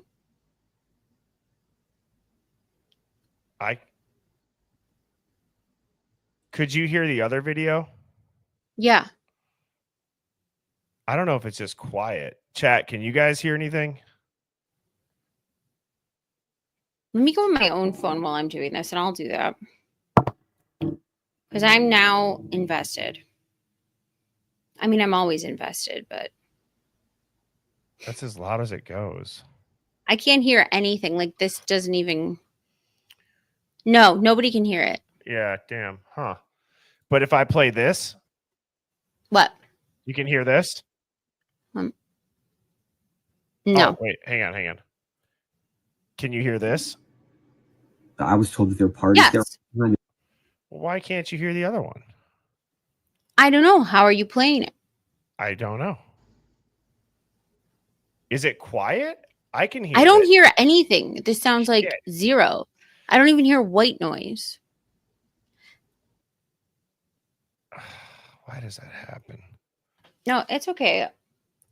You just tell me what you hear, and I'll trust you. Yeah, I will. Here, we'll go off trust me, bro. I'm going to listen for 3:30. I will trust you, bro. Okay, it's 13 seconds away. Sound is off on video.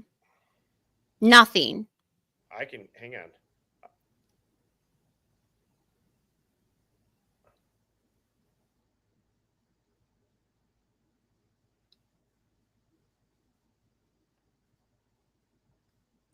What do you hear?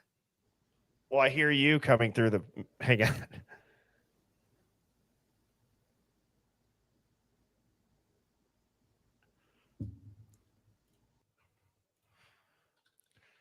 This is, well, it wouldn't be a stream without audio issues. Oh, wait, actually keep it going because I heard a car drive by. Bruh. Bruh, keep it up. Keep it up. Hang Keep on. it up. Go it to like at least 2:39 and like 50 seconds just so I can hear. Okay.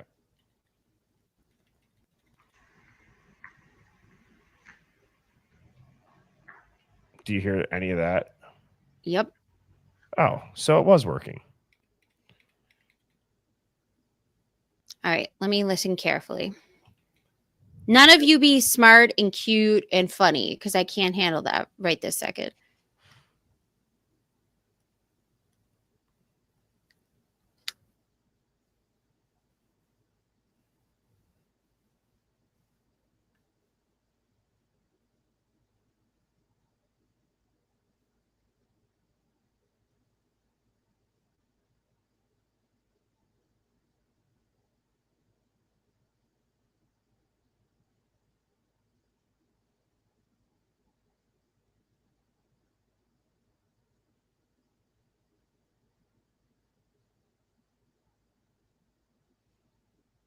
Hold on a second.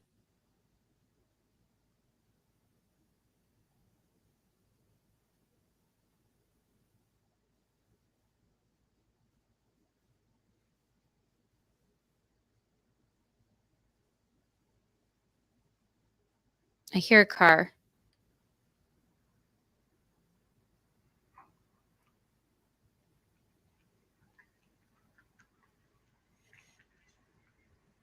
We're past 3:38. Yeah, no scream. So they're lying. That guy's lying. That guy's full of it. And this allegedly came out prior to the Linda Lane footage. Wait, do you want to do because we know the timeline's all fucked up. Can you take it back to 2:28 a.m. and see what happened then? Yeah, I gotta get a different video. Because I know they fuck with this timeline. So I just want to see if you push it back an hour, what happened? 2:28. Yeah. Let's go back. Okay. Perfect.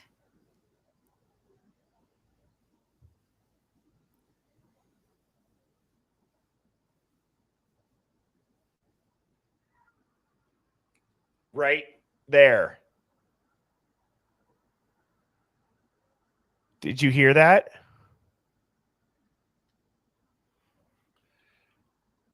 I'm going back. It's right before 2. Yeah, it's right before 2:28. Sammy, both of us turn our mics on mute. Oh, okay. I'll turn my mic on mute. Hold on.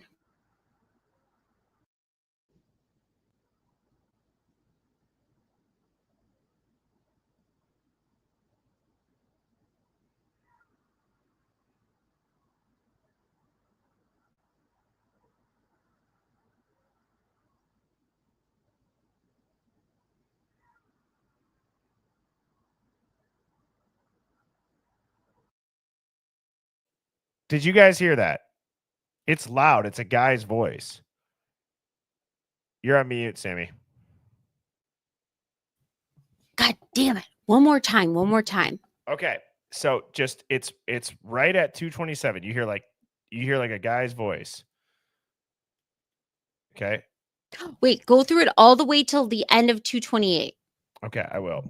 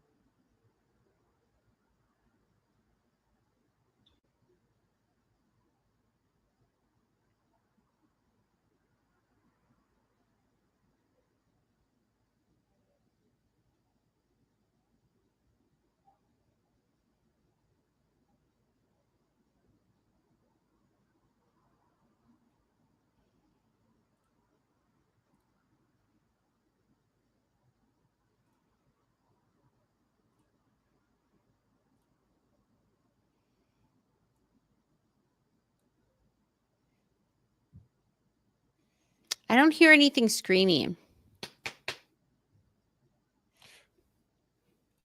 So, anyways. So this guy, I think, is full of shit.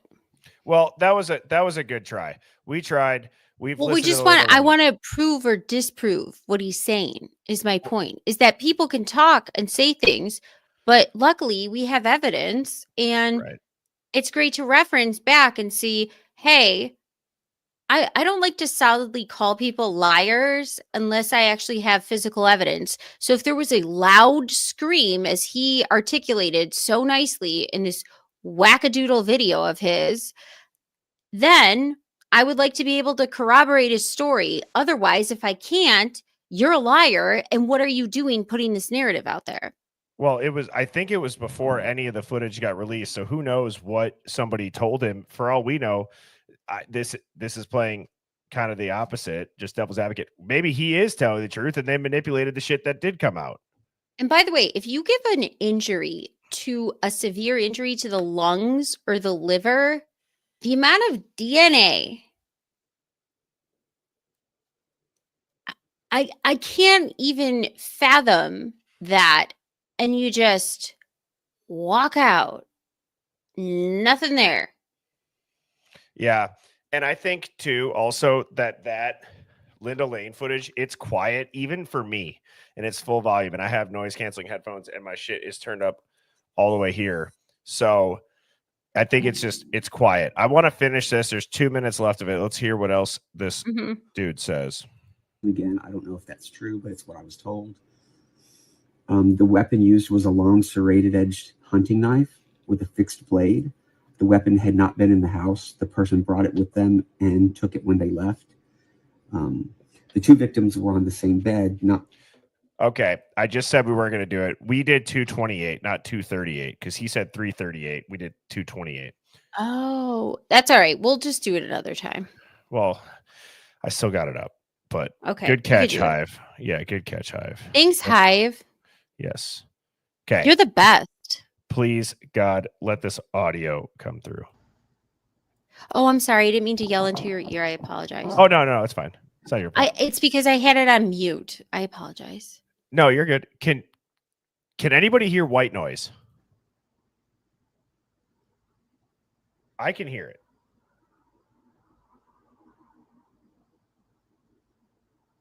I hear it. Okay.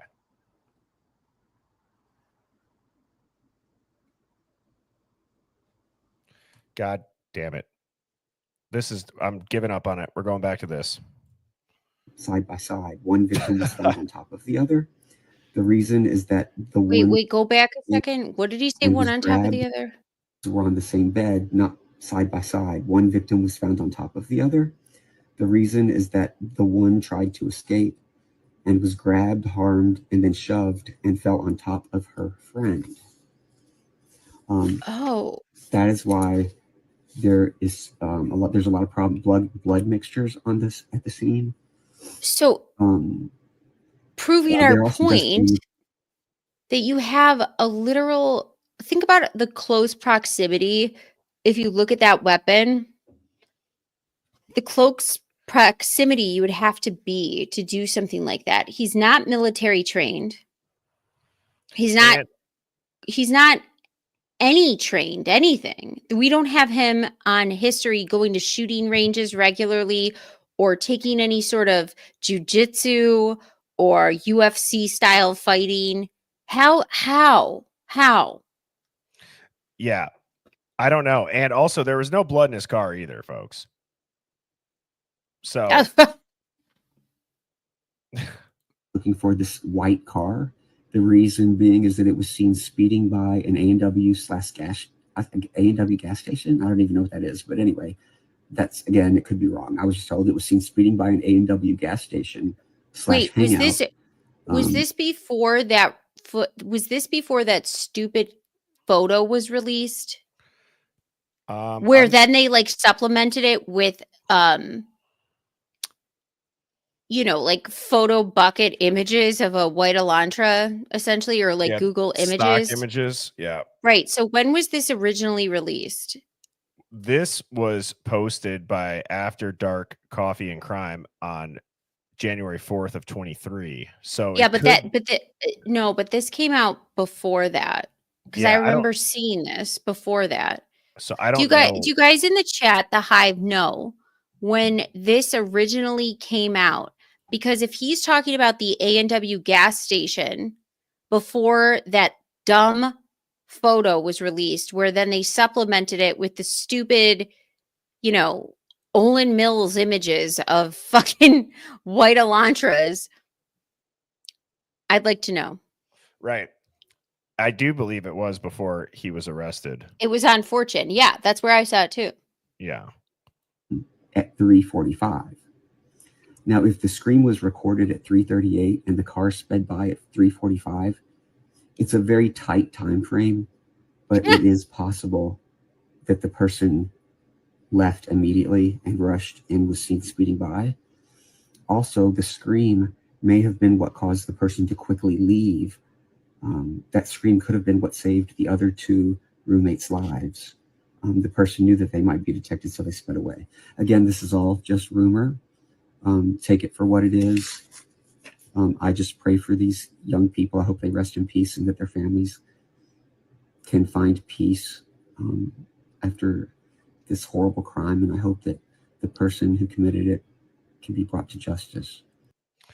Okay. Well, if the screams save lives, then why did Enon Harsh, the neighbor, who doesn't really pay attention to them, but seems to know a lot about them, as we covered in our other podcast, Right. how come he didn't hear a scream? I think there's, and it's an amphitheater. Remember, it's an amphitheater. Everybody can hear everything when it goes on outside there. So it is surprising that, yet, because he doesn't remember when he went to bed. He doesn't remember when he got home. He doesn't remember anything. He's just turning Neither on do the roommates. Yeah. Guys, this is so obvious on its face. It's so obvious. And they're literally getting people right before trial and pressurizing them, junkies and drunks, to say they were parked next to something that they don't have on camera themselves. It's like part of me thinks that the reason why this case became such a mess and so confused is not only because of the narrative, but because people can't think with their brain. They just feel emotion with their heart when it comes to this. And then how much shit slipped through the cracks that's been scrubbed, that's not archived, that people forgot about, that we don't know, that now they can just leak whatever they want. I mean, and it's going to somehow tie together. Guys, on its face, if you read this case on paper, you have a roommate who invited one of the girls that was killed back to the property the night that it happened, and everyone says, what a random coincidence. You have a recent breakup. You have a bunch of frat hazing going on during that time. You have people on the Banfield. You hear screams on Linda Lane way before when they say the people get home. And on the Banfield. You have the most, you have Kaylee and Maddie and Jack walking about, they told Adam everything. They're going to get you girls. You have 8-hour delay 911 call. You don't know where Ethan and Xana are. You don't know where Dylan and Bethany are. You have no idea about anything. And so the only people who do know most likely what happened are the two surviving roommates, the ex-boyfriend, the friends of the ex-boyfriend, and the two surviving roommates, potentially neighbors that are near and around the crime scene. Yet somehow some guy that lived in Pullman that just transferred there and didn't know anybody and is weird as hell. Yeah. They found touch trace DNA on a knife sheath, pinged his phone, knew how much the battery percentage was turned off. Yet the ex-boyfriend, they knew when apparently he rolled over and scratched his ass in his sleep, according to Steve G. That's how close they can monitor his cell phone. I do not get it.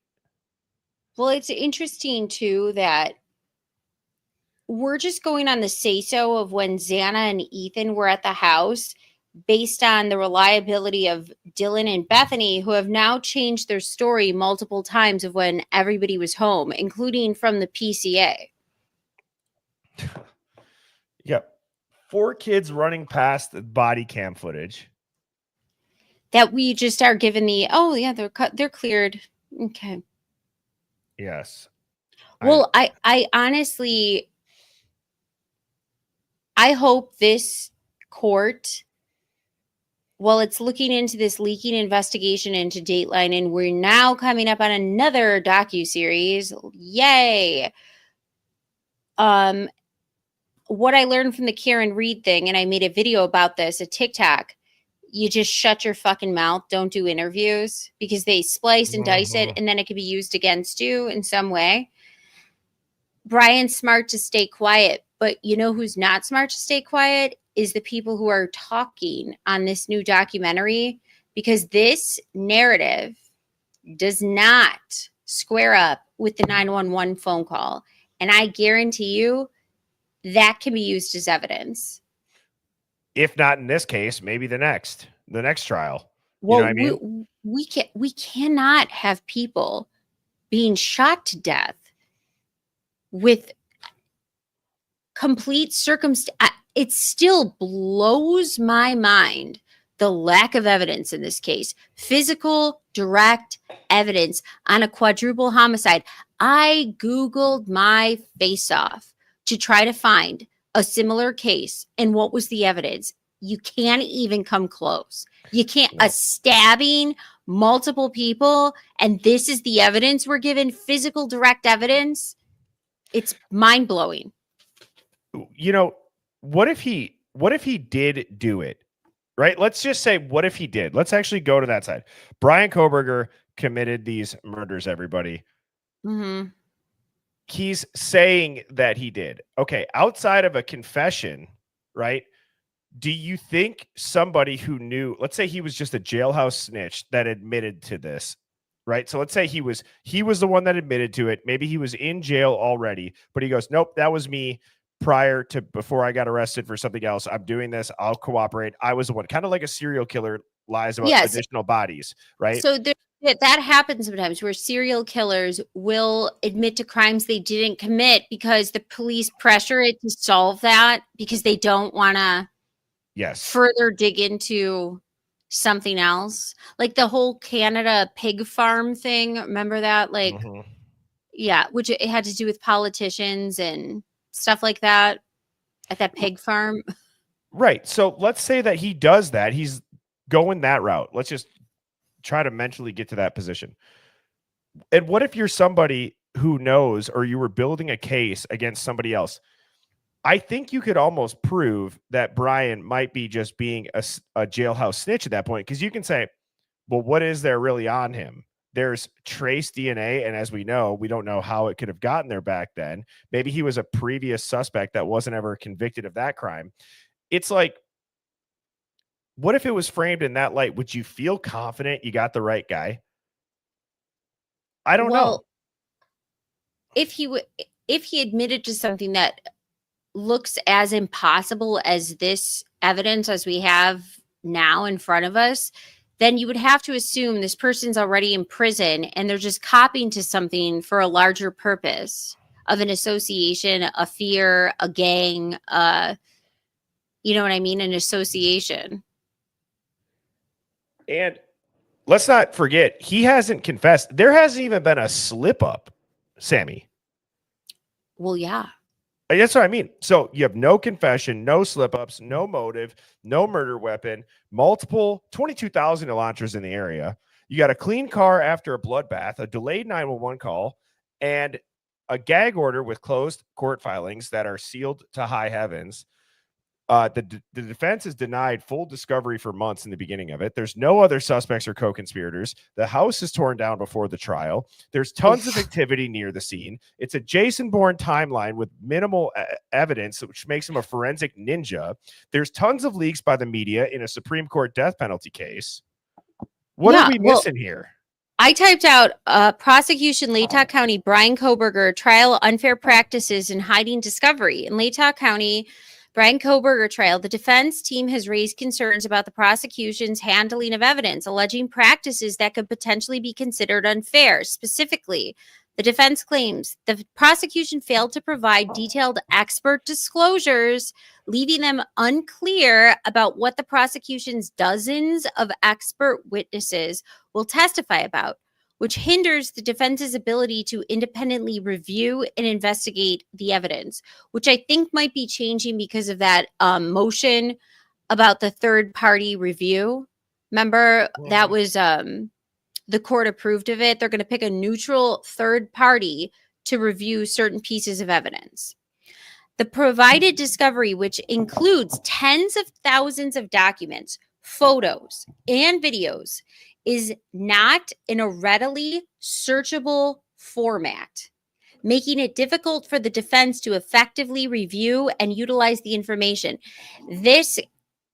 Even the simplest things, like why the FBI took over the tip line, was because they were to date stamp it, organize it, and make it into a reviewable, searchable format.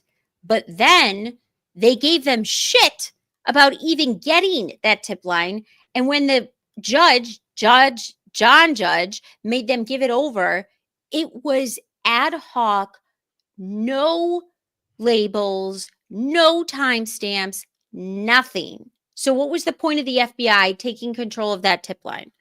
The prosecution has cherry-picked specific clicks or purchases from Amazon click history, suggesting a lack of transparency and potentially misleading presentation of the evidence. The expert they picked out for Amazon, why would you need this expert to talk about if he bought it? Why are we needing to go into the weeds with what they're trying to say regarding clicks if he actually did this? Right. Exactly. Okay. That's what I'm saying. It's there. The prosecution's actions amount to creating a chaotic snow globe, that's what Ann Taylor said, of evidence, making it nearly impossible for the defense to adequately prepare for trial given the volume and disorganization of the materials. Duh. Yeah, and I think like Mama Tata just hit the nail on the head. It's like, okay, fine. No one knows how much evidence they claim to have. It goes back to the No, they trust have. us, They've bro. they use this as their defense, or their response to the defense is always saying, we've given them terabytes of evidence. And people can't picture a terabyte. Picture a football field and then multiply that thousands of times. That's how much evidence they've given them.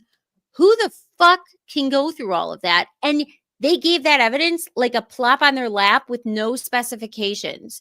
And then when they said, we need this specific piece of surveillance, or we need this specific piece of audio, video, whatever, they say, good luck.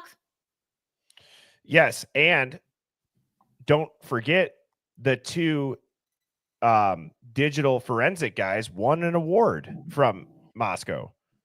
The two guys that were charged with, or that were tasked with dissecting all of that data. Well, that's no surprise. Judge Bev in the Karen Reed trial just got an award this summer. Yeah, a terabyte is like 6 million pages Yes. of a PDF file. Thank you. Yeah. Well, If you saw it, like I'm a visual person, so like I watched a video where they showed like what a terabyte of evidence is and compared it to like physical things. It's mind blowing how much evidence a terabyte is. it is mind blowing. It is mind blowing. And I think it comes down to this case is a cluster. And if And Brian's we'll be on innocent- it. We'll be on top of it. We'll be catching every little thing. Don't you worry. Yes, we will. And to wrap this up, Sammy, before I give you the floor for your closing thoughts, just a reminder, Big Forehead, Big Dreams is I love that best- name. it's the best username ever. Mama Tata and that Southern Blonde Lawyer on Sunday evening, 7 p.m. Central on the 22nd. So this upcoming Sunday, the first ever What's- Hive Mind Roundtable. What's her actual name? I don't know if she'd want me to say it, but Well, I want to know it. it's Well, why would she want to be on because a I think they're just roundtable? going to show the usernames. Oh, okay. Yeah. So I won't do that just because I don't know. But to also some other announcements. Tomorrow morning at 8 a.m., I'll be streaming because I'm going out of town. And then I have a pre-recorded live premiere. So that'll air the normal time on Thursday night. So tomorrow, 8 in the morning, if you guys want to Wow. tune in. And then on Thursday, 7 p.m., normal time, I have a pre-recorded live on things that don't make sense. A lot of what Sammy and I just touched on, oddly enough, will be in there, but I have visuals and I have other explanations. And Sammy, I don't know if you enjoy these, but this is one of my favorite slides. This is my to put favorite together. part. Okay. So I kind of used an image that makes it look like it's not due to flat Earth, because I feel like people can't wrap their heads around maybe that we're the only civilization out of all the ancient ones that believed we're on a spinning marble going however many miles an hour, yet all the stars travel with us and are in the same spots since the beginning of time. Yeah. So essentially the ice wall Mhm. being the outer barrier of the world that we know it, and beyond it, possibly other lands, civilizations, or entire other worlds. We live essentially, it's that we live on a contained plane with a massive impenetrable ice wall, also known as Antarctica, surrounding the entire thing. We're talking 300 plus feet high, extending for thousands of miles, and allegedly guarded by military forces under the Antarctic Treaty System.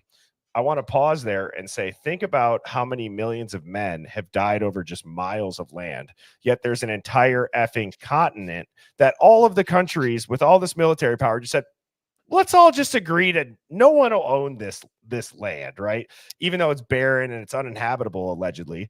Well, Maybe only after explorations by Admiral Byrd, who did Operation High Jump. Yep. So, yeah. And I think a lot of people think that it's just a bunch of woo-woo, but you have Admiral Byrd that did discover land that's quote unquote bigger than the US beyond the South Pole. He talked about it on live TV. And the changing of the climate. Yep. And then Captain Cook tried to circumnavigate Antarctica in the 1700s. He logged over 60,000 miles without finding a continent. That's a lot more coastline than the official map would ever show. You also have all the old maps up until a certain point that show Antarctica surrounding all the continents. Well, and do you guys ever wonder how a compass works and how it always goes towards the North Pole, as we say?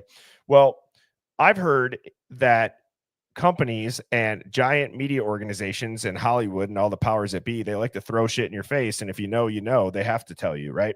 So the company BlackRock that pretty much owns the world, allegedly there's a BlackRock that's at the center of this earth, which has a giant magnetic pole. Hence the reason all of your magnets in your compasses always will point north, because that rock, that black rock, has all of the magnetism that will always pull the needle to go true north.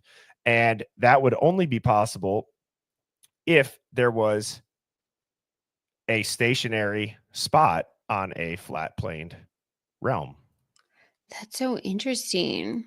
I was listening to this YouTuber who said something about they're terrified of if they can't contain what they've been hiding under the ice, like in Antarctica, basically, and something along similar lines, like that magnetism, that thing.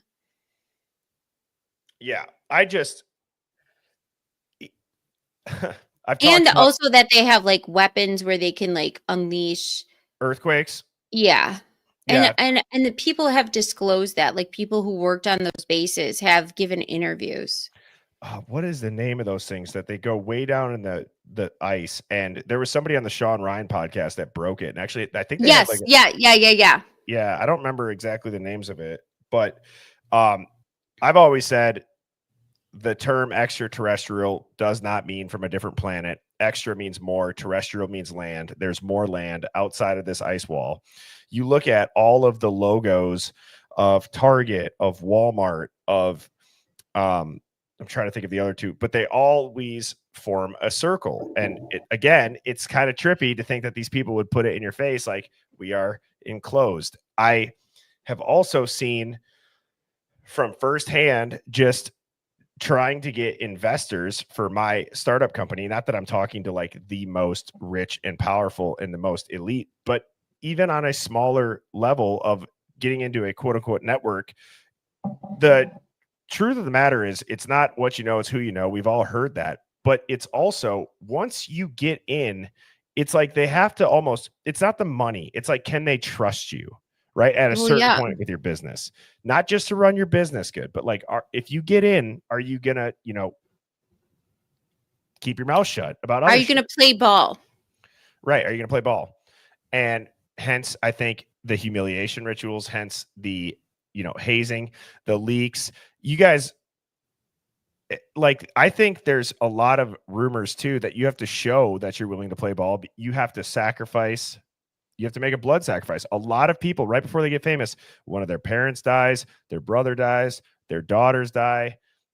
Why do you think it is that, like, when people are campaigning for an election, they say one thing, and then when they get in that position, they completely pull away from their stance on something? They're not firm on it. Their principles completely go out the window.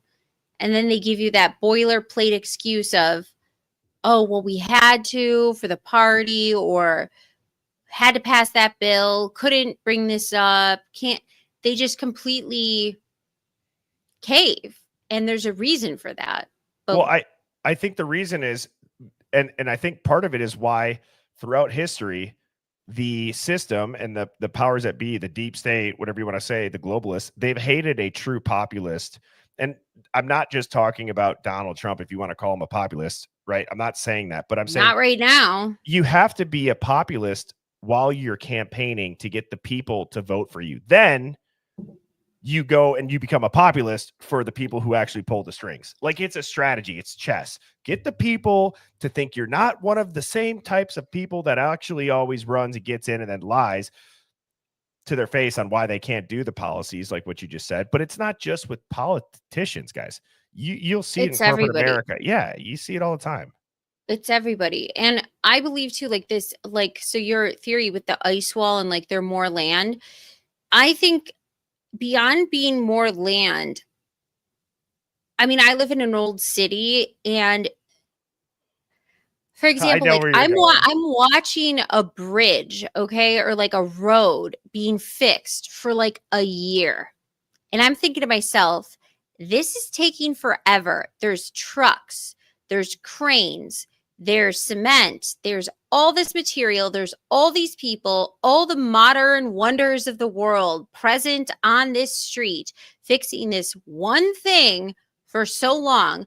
And yet somehow we built, if you go downtown, some of the most megalithic cathedrals with the biggest stones, most gorgeous architecture, geometrically, sacredly perfection. And you're telling me we built this at a time where we didn't even have a car? Horse and buggies, Sammy's. Horse and buggies on. And I just freaking don't dirt buy roads. it. Even like they had the World's Fair here in Buffalo, and I went to the library, of course. And you can't just like, you have to go ask for these books. Like, you have to go ask, and they have to bring it to you about this shit.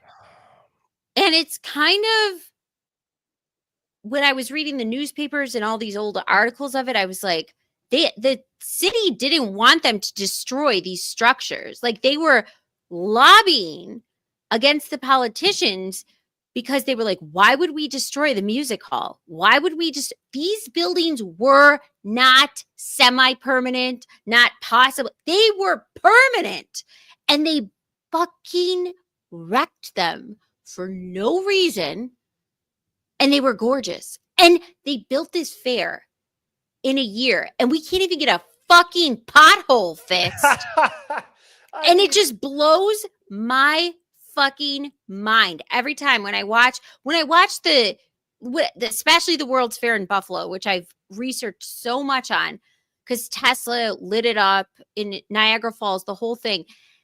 It's unbelievable the timeline of when this whole thing was built. These weren't semi-permanent structures, okay?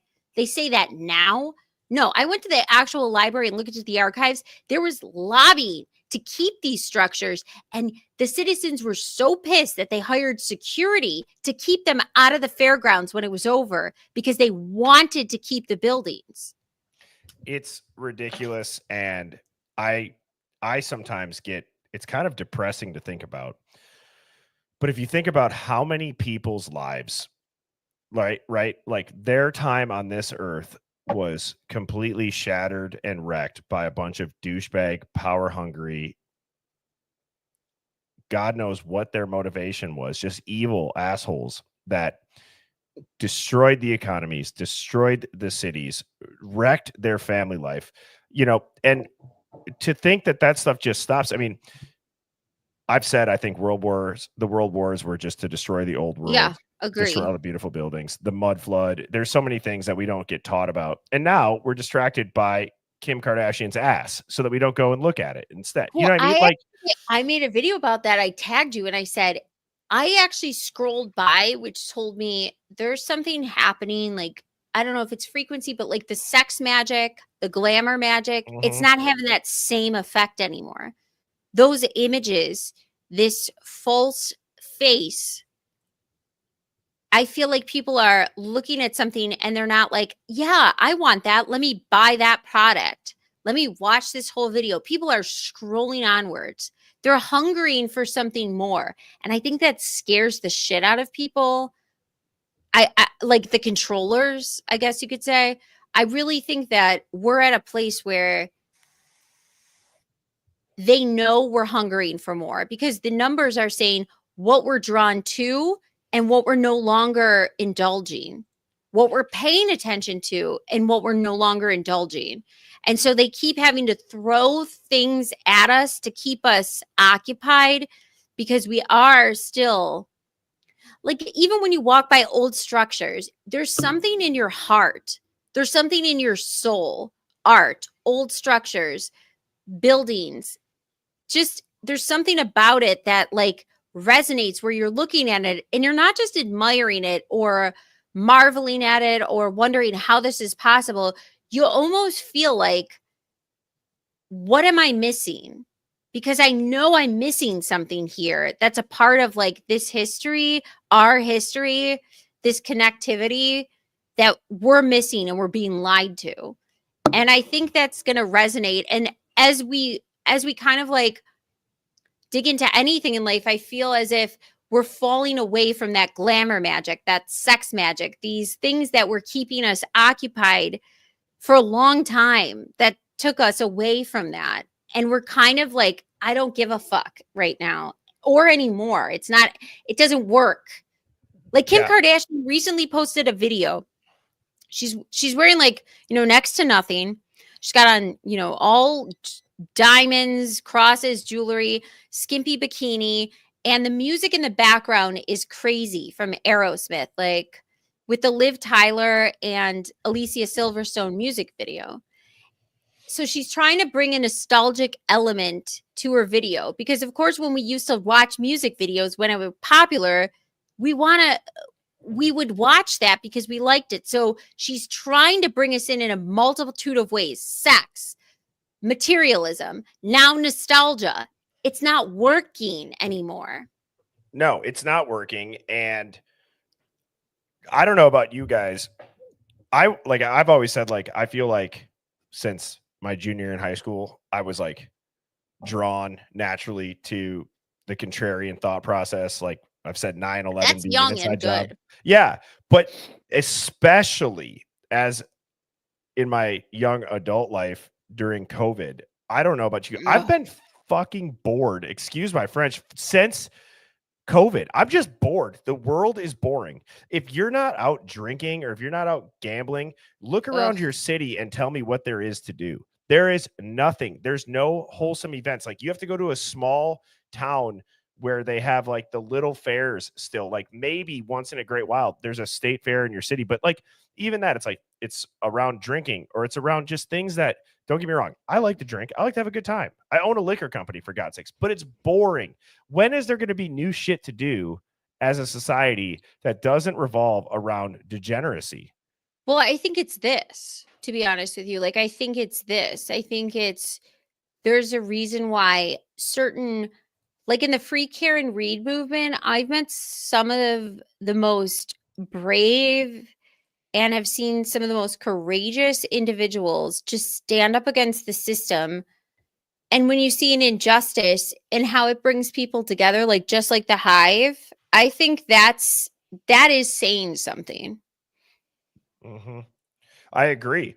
And like to tie this back into the Idaho case, that William dude, when I was talking to him, one of the things that I really leaned on was I was like, dude, go watch the live replays. I always put the comments up on screen right over here so that when you're watching it, you can see them, even if you don't know how to turn on the live replay comments.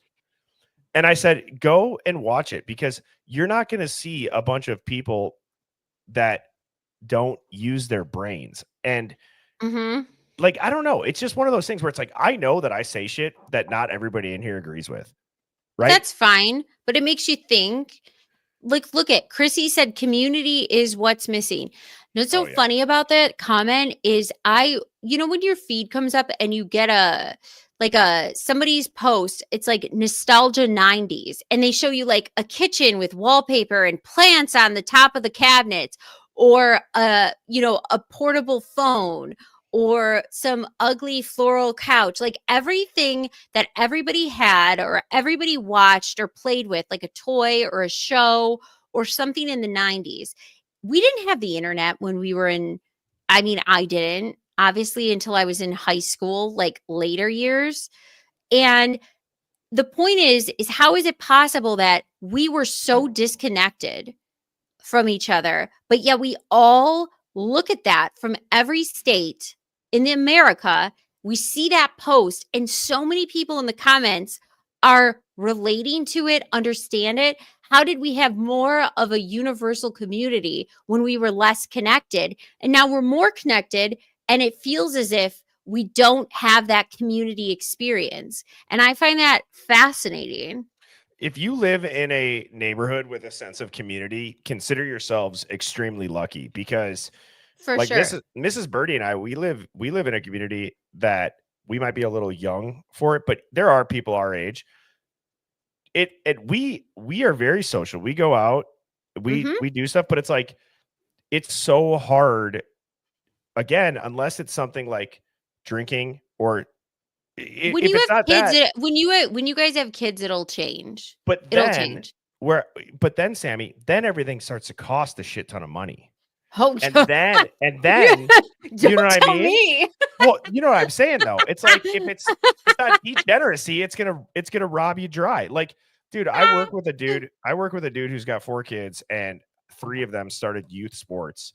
And for youth baseball, the cost of their jerseys and these arm sleeves and these cleats and these bats and these gloves.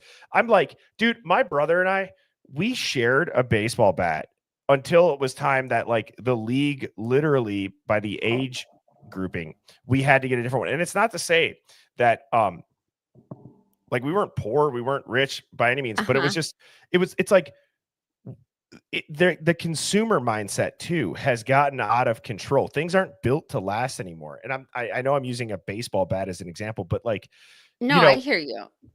everything's cheap, and then you end up having to buy 5 of it. You spend more money than if you just would have bought the nice one originally, but you didn't have enough money to buy the nice one originally, because we're just getting attacked at all angles on random auto bills, or, you get charged.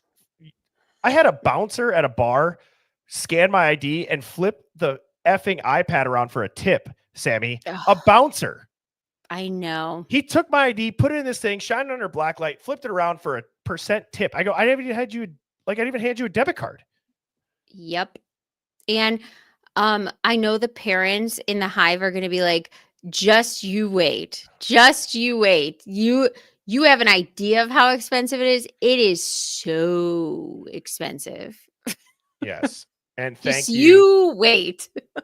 Thank you, Moto Man, for the super chat. And I'm not even that parent that indulges in like things like design. I don't keep up with the Joneses. Nothing. It's still expensive. Like, even like you said, the hobbies. My daughter skis. She dances. Catholic school. All expensive. It's all too much.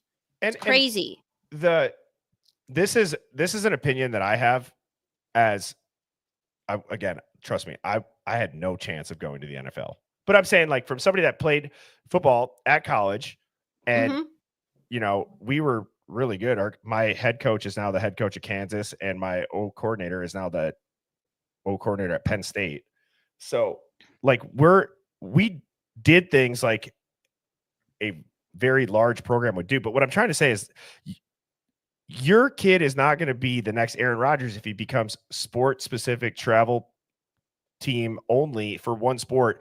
All of these pros that we grew up idolizing, the majority of them, they snowboarded, or they skateboarded, or they played hockey, and then they wrestled, and then they did whatever. Like, it's important. And you can do all that free in a community, but whatever. Then you get into I the know whole what you're political saying, thing. because and it's up to them. Like, if you do the competition or you do the travel, then that's when it gets costly. You have to like let them decide, because that's also the commitment too. And my daughter likes a little bit of everything. Like she loves drama, loves being in the plays, loves dance, acro, but she loves skiing. But she wants to do if she had to take one of those away to just solely devote her time to one thing, which is going to cost me a shit ton of money anyway, she doesn't even want to do that. Like it depends on the kid, is what I'm saying. Yeah. Well, Sammy, I, as always, enjoyed our time together, and I love talking to you. Yes, it's been great, and thank you for being flexible and moving up to tonight instead of waiting till Thursday.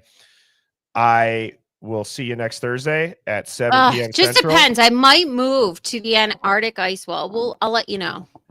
Well, please write us and use Starlink, and you could join the Hive. Maybe you could do a live stream from there. That'd be pretty cool. Go tell us what's underneath the ice. Yeah. If the reptilian overlords don't get you first. So anyways, everybody, thank you, Sammy. Thank you to the Hive. Shout out to my mods. I had a ton of fun tonight. As always, great discussion. And tomorrow, 8 a.m., I will be right back on here chatting with the Hive. So if you can tune in, I would love to see you. If not, that live will be reposted right after I get done. Bye, guys. See you guys. Cheers. Birds flying high, you know how I feel. Sun in the sky, you know how I feel. Breeze drifting on by, you know how I feel. It's a new dawn, it's a new day, it's a new life.